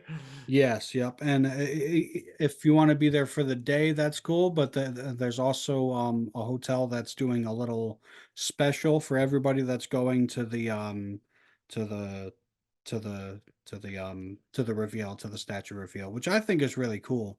Yeah, Um, it's it's a it's the Hilton Motel in Binghamton. It was actually really fancy. Me and Ashley went there last time because that's where the first night they had just like some viewings of clips and stuff, and the writer for the Nick, I forgot how to pronounce his last name. Starts with a P. Parazzi. what did he write? He wrote the Rod Serling uh the book. I have it in my room. It's like I forgot exactly what it's called, but it's basically like a biography and a look at Rod Serling, Uh, all of his writing. It's like Nick Perazzi or something like that. oh, yeah, yeah. I know. I can't think of his name, but I know who you're talking about now because I Yes. didn't read that book, but I know what you're talking about. Yeah, Yes. Yeah, and actually, it's actually where I first saw Anne Serling in that same hotel. And yeah. me and Ashley went there and was like, "Oh, this is fancy." And so I actually was looking at it. Ashley was looking at it yesterday. She's like, "Oh, I booked us a room at um the hotel, the fancy one." I was like, "What fancy one?" It's like the one we went to. I was like, "What?" I was like, All "That's right, awesome." Ashley. And it's cool that they're running a special too. It was actually cheaper. We looked it up. This time it's cheaper to stay 2 nights at the fancier Hilton one than it was to stay at the one that we stayed at last time, which was pretty nice, but it was more of a, you know, a budget one.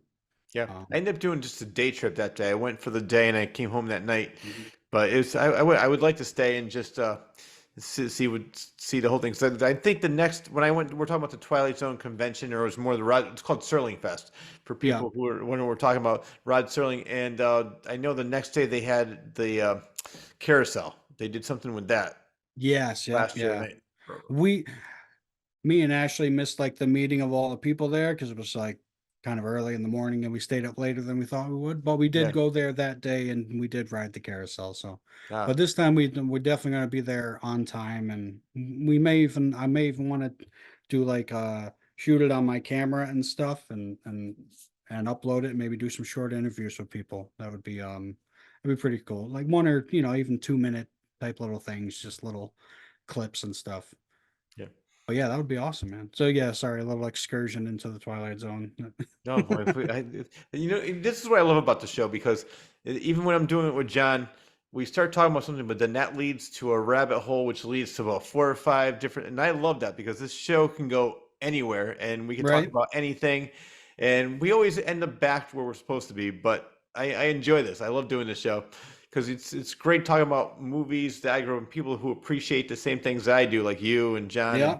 so, That's where a lot of my like taste in the way I dress. It's all black with black sunglasses, black hats. yeah, I love that kind of. I love the aesthetic of the Blues Brothers. It's yeah. so like, uh, it's just amazing. It's just something that I definitely adopted in my own way with my own kind of flair, but it's definitely heavily inspired by the Blues Brothers. Well, it's You know. funny you mentioned that because what Dan Aykroyd said who the Blues Brothers were inspired by the look anyway was John Lee Hooker, and even John Lee Hooker said I never dress like that, so he has Yes, no well, idea what they're talking about. right. Which I think John Belushi said it better with it was more based on like Lenny Bruce and other um uh blues guys from back in the day that I forgot, but they would wear these black suits and stuff so they would look straight. So they would look like straight guys, Yeah, like yeah, guys that didn't really get into trouble, or and the sunglasses at night so nobody could see their bloodshot yeah, eyes, and it is just great because they mention how like they look like that suit, like that whole outfit, it looks like so many different things. yeah, You look like FBI, Men in Black, what yeah. uh, has Hasidic street merchants or whatever. Like I forgot exactly what that one was, but so many things that they could be, and it plays in the movie like that too. When they go and they're looking for the one of the members in the band, they go to that lady's house, and Yeah. she's like, "Are you guys police?" And Dan Aykroyd's like, "No, ma'am, we're musicians." Uh, Okay, so come on in. and like the way that they're asking her questions, it is like they're like she's being questioned by the police, but Yeah, but that's how serious, like, and even off screen, that's how serious that they took the blues, and that's what I love, like the seriousness that is into it, because even though it's a comedy movie and a musical, um, it well, more so that even though it's a comedy movie, it's not making fun of the blues at all. no, they were paying homage to all They're the paying people that homage they, to. yeah, and that's why they got all these people in the movie, which I love. And the glasses actually saved John Belushi from what they were saying because he was so out of it most of the time. The glasses Yeah. hid his bloodshot eyes. That's why like John Landis like begged him. I think it was like what, for a week. Um like John was like taking care of his eyes and like making sure nothing would happen for that one scene where he has Yeah. to where he Where he goes, takes them off yeah, and he does like the yeah, Belushi eyebrow and everything. yeah. Yeah, and I was like, oh wow. I was like, that's crazy that like so much even effort was just put into that just to keep his eyes um clean, I clean know. and looking beautiful as they were, you know. Well, now they can use filters and CGI to make it look normal, Yeah, but not back then. I still, I mean, CGI enhances movies, but to me, I love the old. And it's not just yeah. because I don't think it's because I grew up in that era and said, "Oh, well, you're just being sentimental about it." I just think that it was better because people actually had to do the real thing. It's just now they sit in front of a green screen and say, "Okay, well, wow, that looks cool." Yeah, that's like Ian McKellen on the set of Lord of the Rings, and he's Yeah, crying because of like he's like broke down weeping because like seeing what acting is becoming. yeah, Like he's doing all this stuff in front of green screens and stuff, and he's so heartbroken that he has to act like this is what acting is becoming. Even though that movie was incredible, obviously, yeah, Lord of the Rings, it speaks to something because a lot, I feel like a lot of the experience with acting that comes from actors is being in that set, being in that moment, and seeing it and stuff. So and taking the real stuff out of it, it it's not it just creates a lack of uh reality and stuff like in the first or no, in the prequel Star Wars movies there's you can see a lot of that too of like how there's really not much movement besides in the fight scenes. yeah, It's all very bland and there's not much movement even though the backgrounds are crazy, set pieces that are, different worlds and all this stuff, but they're very constrained because they don't know what they're looking at for one because it's all shot on green screen or blue screen for that one. yeah. And yeah, there's just and with the CGI faces and stuff, I've noticed a lot of that the emotion stuff gets taken out of the actors' eyes and their eyebrows and their facial features and stuff. It's like there are practical ways to use CGI that that I've seen that I didn't even notice. That was Mhm. genius. Like in the Joker movie, a lot Yeah. of CGI was put into like the background of the cities to make more like to set up the buildings in the cities to not look exactly like where they were shooting, and stuff just way in the background that you wouldn't notice that just adds to what's actually there, Hmm. Yeah. versus everything. Yeah. Well, I think for me, well, I'm going to make two comments about that. For me, the movie that ruined it, like, because it was when it first came out or first became really popular, was the movie Twister for me. Because it was like, Mm. oh, there's a Twister. Oh, wait, there's a bigger one. Oh, wow, look at that. There's another one. It really had no plot at all. It's just more like, let's see how many explosions, how many Twisters we can have in one movie. And Gene Siskel, who's I love the show Siskel and Ebert back in the 70s and 80s, but he made a comment. He goes, the last good movie that was made was in the 70s because back then you had to rely on character development. You didn't have to worry. Now it's all about how many explosions can we have in this. So I think that they made better movies or better stories back then because they didn't have that and they had to make a good story. Nowadays, who cares? We'll just put a couple explosions and kids will love it. Yeah, and I feel like there's no memorable Yeah, dialogue from Twister, yeah, there isn't. like and that's what really stifles a lot of movies. Like a lot of movies that have great people that are say they have great scenes or they were technically, technically advanced and beyond what they could do, like Avatar and stuff. Yeah. Um, I mean, I don't know. I actually haven't seen the first or the second Avatar, but there's not many quotes that I see shared about it, or you know what I mean, quotes from the movie, dialogue, stuff that is really, stuff like that that stands out versus something like the Blues Brothers. Yeah. Car's got a lot of pickup. Sir. Sir, like all these great just clips of dialogue that, a lot of movies is talking, You know, what and I might get it wrong, but was like got a pack of cigarettes, half a tank of gas, it's dark, and we're wearing we're wearing sunglasses. sunglasses. Hit Hit it. it.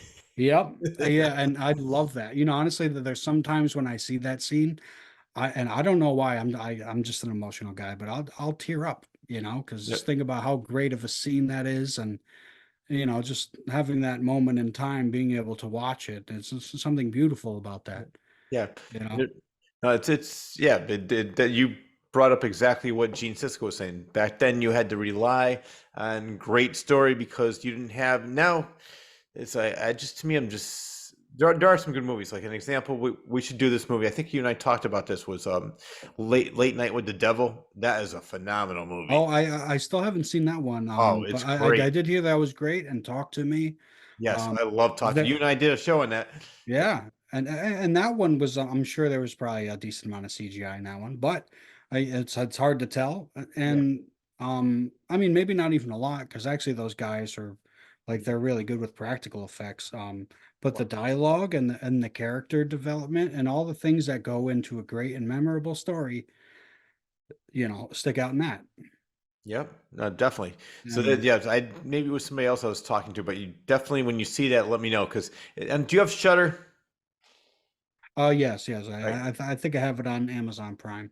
Um, it's on Shutter s- right now. I yes. saw it in the theaters twice, but I know it's on. It was made by Shutter, and now it's on. It's streaming on their service, so you can check it out there. I'm excited for Deadpool and Wolverine, even though Yes. it's Marvel Disney, No, and I love. That's the only one I like is but Deadpool. yes, yes, and Ryan Reynolds has like like he has a lot of say and control over how the movie's coming out, and he's pushing back a lot against Disney trying to do what they normally do and ruining movies, and he's I hear a lot of stuff from behind the scenes, and he's fighting every day to make sure that he's going to give us the movie that Good. fans deserve, and not something that is just pieced together, or has some kind of message about morality or Yeah. whatever. And stuff. It's Deadpool. You don't not the right movie for that.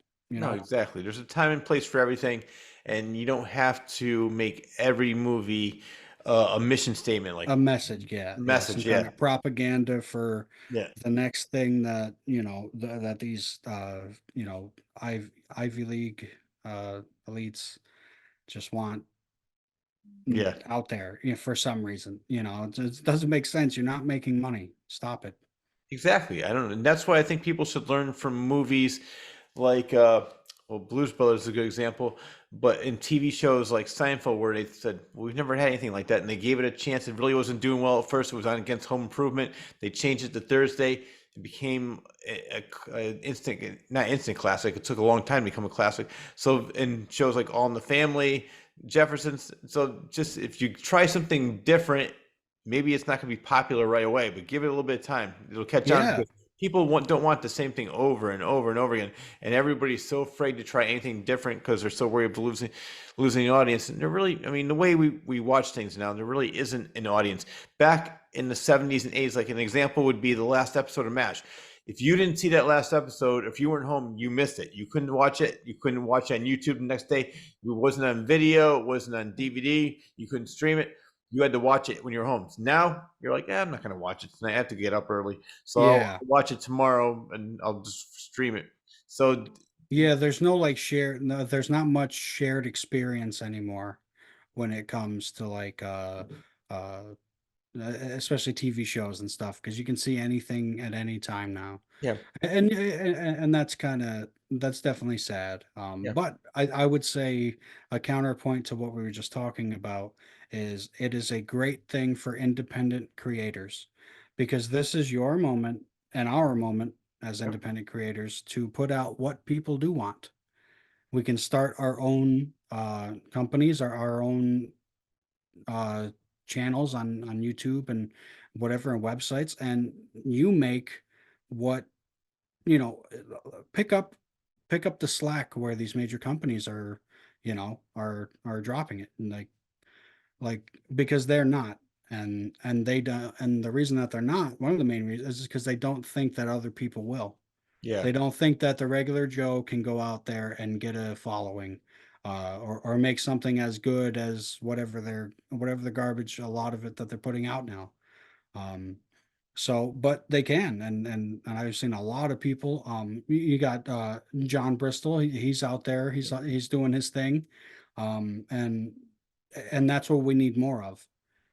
So that's my counterpoint to, the studios messing everything up. This is the opportunity for small creators, um, the little guys. It's time for the new guys to come in and shake things up a bit Yep. in their own way. So Yeah. it The, sucks, but at the same time, it is a major opportunity. the revolution starts here in the claws corner. Yeah. Oh, yeah. Exactly, man. People love stories and people need stories. Humanity needs good stories and people want it. Yep. People want to hear great stories. So anybody who's got them, do what you can to turn it into into something and share it with people. No, That's I agree with you, and I love it. And that's what one of the things I always bring up about streaming music.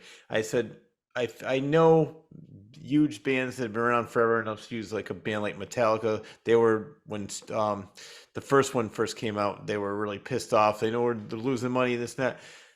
I can see their point in a way, but streaming is great for unknown bands or bands that maybe aren't well known, because you're like, oh wow, what's this band? Let me check this out. I never A band I would never even think of listening to, never even heard of. yeah. I'll give it a chance. But what I do, and I always mention this to every musician I interview, I say, what I do is I listen to it, and if I like it, you know what? Next time they're in the area, I'm going to see them in concert, and I'm going to buy something from them.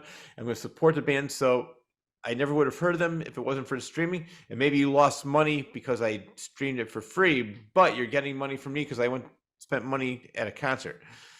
Yeah, like and like music nowadays, it's like, I'm gonna be honest, it's really hard like to make money strictly off just Yep. music. Like basically I would say your music is only promotion for your shows and your Yeah. merch. And that's something I've realized. So I've gone out of my way to do other to do other things, videos and stuff like that, to help. Basically what I'm saying is have something else, like incorporate your music with other things as well. Hmm. Always, because nowadays just strictly music, like me personally, people like, if you don't have a crazy hit song or whatever, it's hard for people to get them interested. You know, Yeah. and especially if it's something niche, like you know like like like the stuff that I do.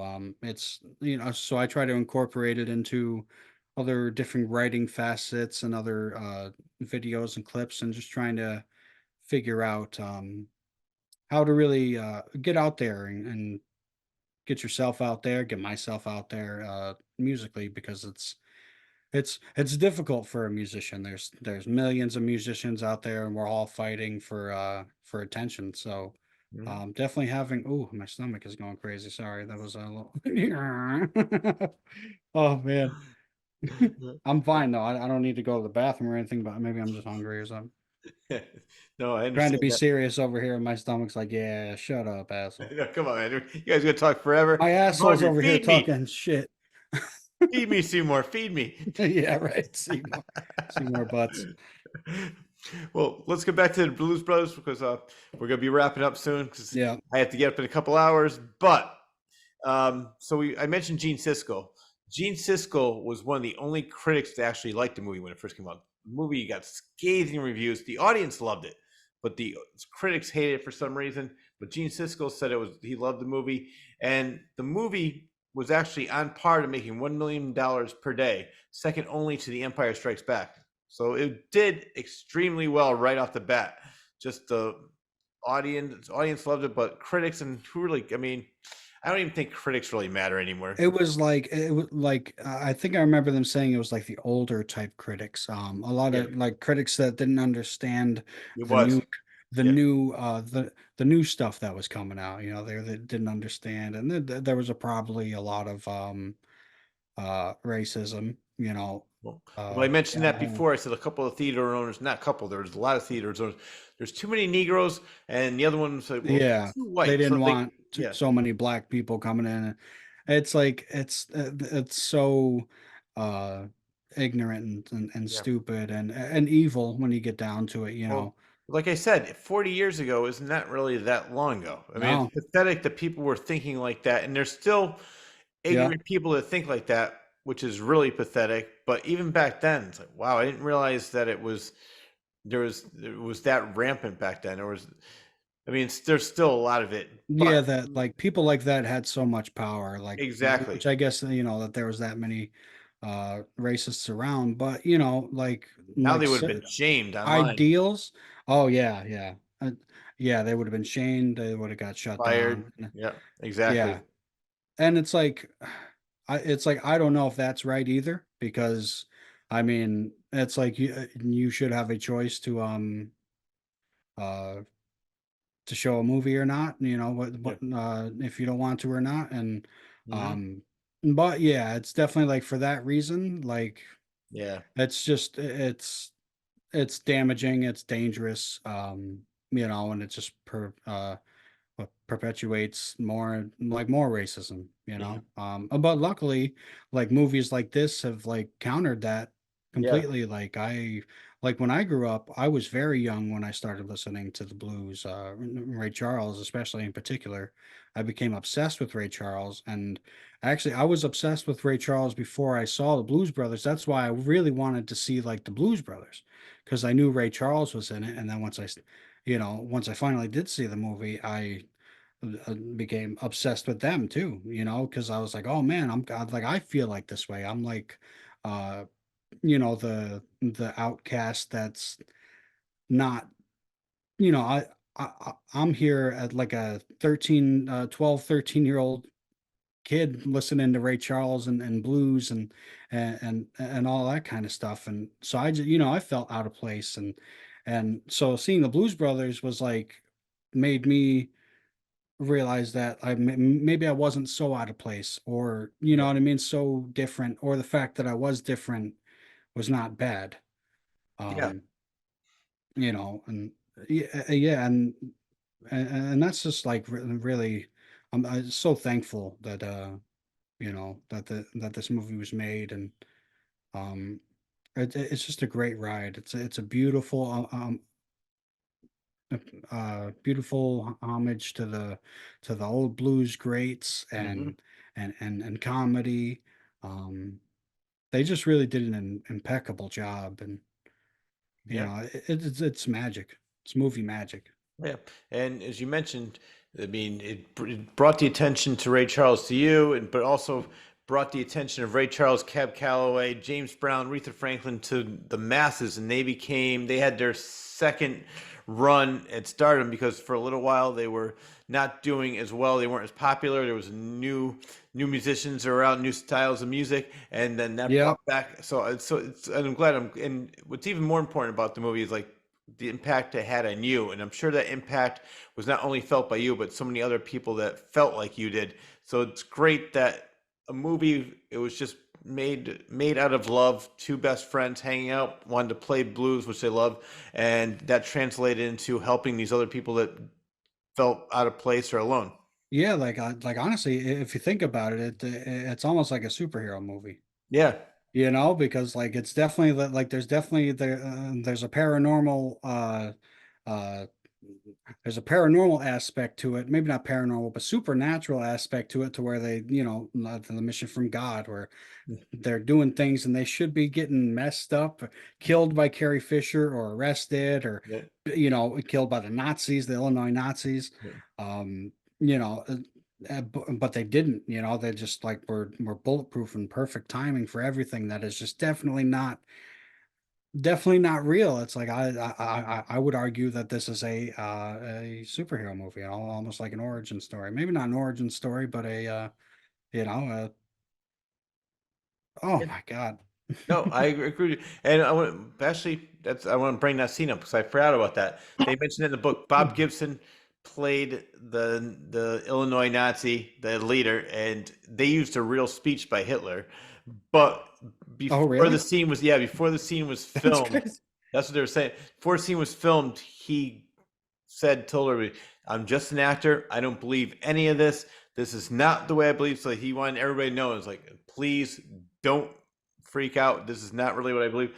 And Yeah. it's sad that he would have to do that, but I'm going to explain why he would have to do it. There's obviously, the TV show Jeffersons, right? Yes. Yep. All right. There's an episode where George ends up with a leader of the KKK. He gets up at a meeting by accident. He doesn't realize the guy's in the KKK. Thinks he's going to some kind of convention, and so the guy ends up having a heart. Actually, you would know who he is. He was originally the Pathmark guy, but then he was in Poltergeist, and then he was in the movie Return of the Living Dead. You would know him if you saw him. He's a well-known character actor. He played Mm. this character. So the guy has a heart attack. George Jefferson, played by Sherman Hemsley, gives him mouth-to-mouth resuscitation. The guy wakes up. He goes, "You should have let me die," because he was saved by a black man. Yeah. The guy was getting death threats. They had to take him out the back door because he was so worried. And he's saying, "I'm just an actor. I'm reciting lines. I don't believe any of this." But it's sad, like how people will see that and think that, "Oh, I can't believe him. He's a racist. He said that." It's like, Yeah. no, he's. So I understand why It's easy Bob for Gibson would say that before the movie, before he filmed that scene. people love to latch on to a scapegoat, and then before you know it, mob mentality takes over, and people's individual mentalities and feelings on a thing are non-existent, Yep. and you all just go together as a mob, and dangerous things happen, Yep. yeah, and it is. And it is sad, and you can probably understand some of the you can understand why people would be mad at a leader of the KKK, but this guy's an actor, Yeah, so exactly. And then it's just like another example would be when George Clooney was on ER. He was walking out of a restaurant, and they're like, my wife just had a heart attack. He goes, I'm not a doctor. I just play a doctor on TV. But it's right, people just see. And I'll give one last story, and we'll end this episode. 'Cause I wanted to get your plugs, talk about your new show, which I love, and we're going to talk about that. But I met Henry Winkler, who played Defiance, and I heard a story, and I said, Henry, I got to ask you this question. Is this true? He, so I told the story that I heard was Cher invited him to a party when he was at the height of his popularity in Happy Days, and he said when he went there, Cher's like, why are you so quiet? You're nothing like Defonz. He goes, well, I'm an actor. I'm really shy guy. I'm really quiet.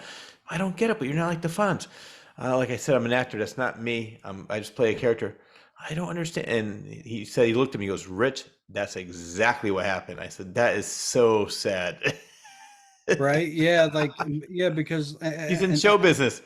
yeah, right, and I'm sure that's how it is, people coming up to anybody that's famous and being like, "Oh, wow," and that day they're probably not just feeling it or whatever, Yeah. they are just people, Yeah.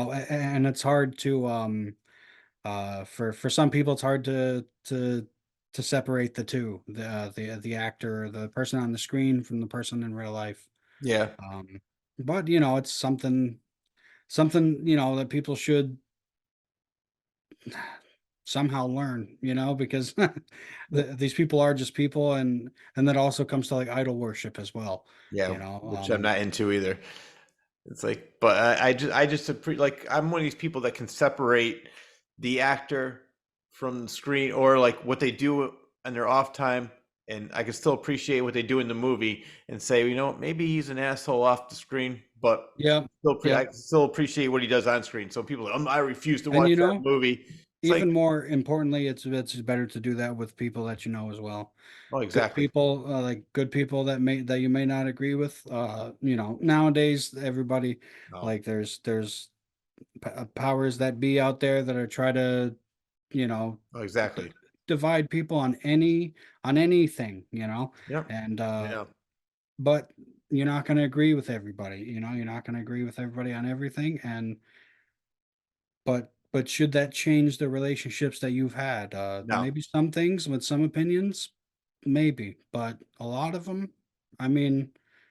I think take a good look at, what is important to you and what is worth losing somebody over, Exactly. No, you I know? agree with you 1,000%.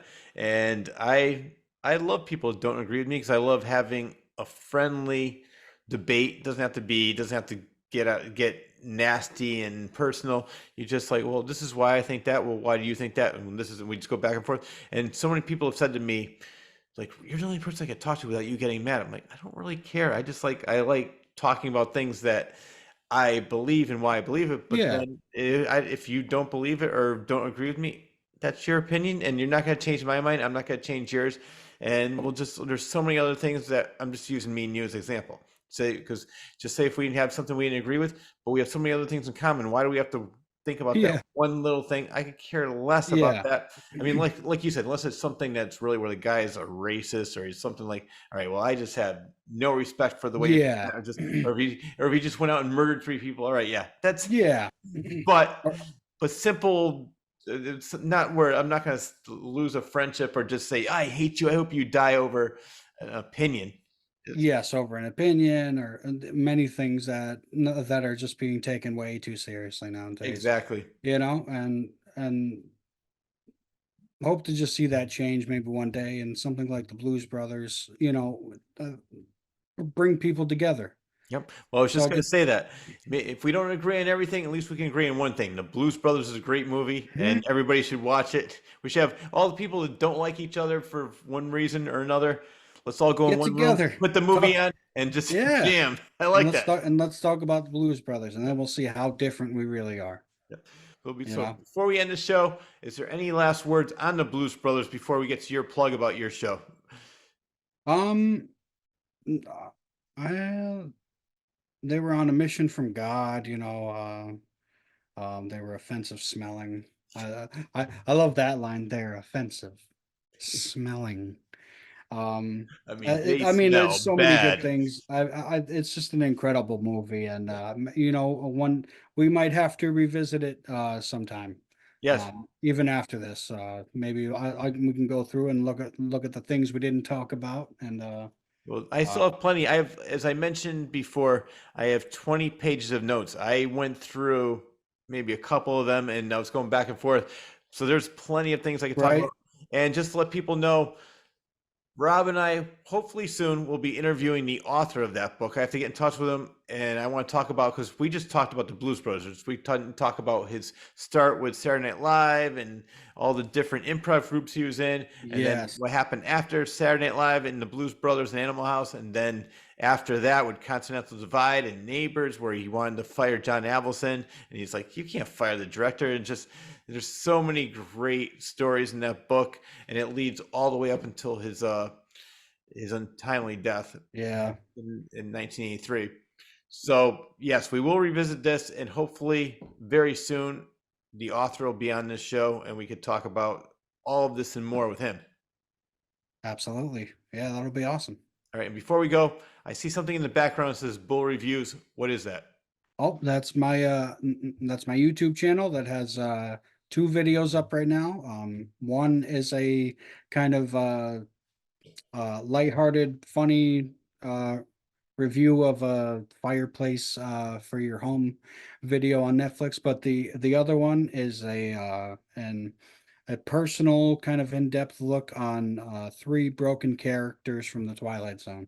But it's a very personal and very serious video that I've gotten a lot of great responses about, and that really surprised me from people like you and friends, but also a lot of people that I don't know too, that really appreciated it and wanted to see more and hopefully I can do some more. I'm having some trouble with YouTube copyright right now, but Yeah. I'm 99% certain it falls under fair use. So, but it is visible up there, so you guys can watch it. And yeah, Bull reviews. Mm, mm, that's what I'm putting a lot of my concentration on right now. So go to YouTube, Bull reviews. It'll be a picture of me up there. So and it's called Three Broken Men from the Twilight Zone.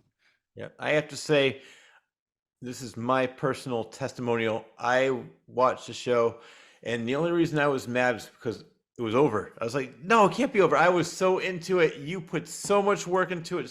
You could tell it's like a passion project. You had so much love for it. There's so much thought you put into it. The editing is great. All the different clips as you're talking, you get so deep into the characters, but as you're talking, you're showing exactly what you're talking about on the screen. I love the show. I subscribed immediately after I was done watching it. So I recommend everybody go to Bull Reviews, Rob Bull, subscribe to it, watch it, like it, comment on it, let the world know there's a new channel out there, and I think everybody should have it, and everybody will enjoy it. Thank you very much, Rich. I appreciate it. This has been great. I love this. I always love doing shows with you, and we will be doing it again very soon. Awesome. Thank you, man. All right, that wraps up another edition of Real Talk. I want to thank my guest, Rob Bull, for taking time out of his extremely busy schedule to be a guest on my show and talk about one of our all-time favorite movies, The Blues Brothers. Again, we will be back, hopefully, with the author very, very soon. I also need to thank editor extraordinaire John Bristol of the award-winning Elmwood Productions for always doing a superb job editing the show each and every week and making it available to all on YouTube. I am also extremely grateful to the one and only Rob Bull and Joseph Timothy Quirk for all they do to make my show available on several Connecticut radio stations as well as YouTube. Sorry, John does YouTube, Spotify, iTunes, Amazon Music, Audible, and iHeartRadio. Thank you both very, very much. Thank you, Rob. You're welcome. And lastly, but definitely not least, I need to thank you, the viewer, for always tuning in. Enjoy your day, everyone.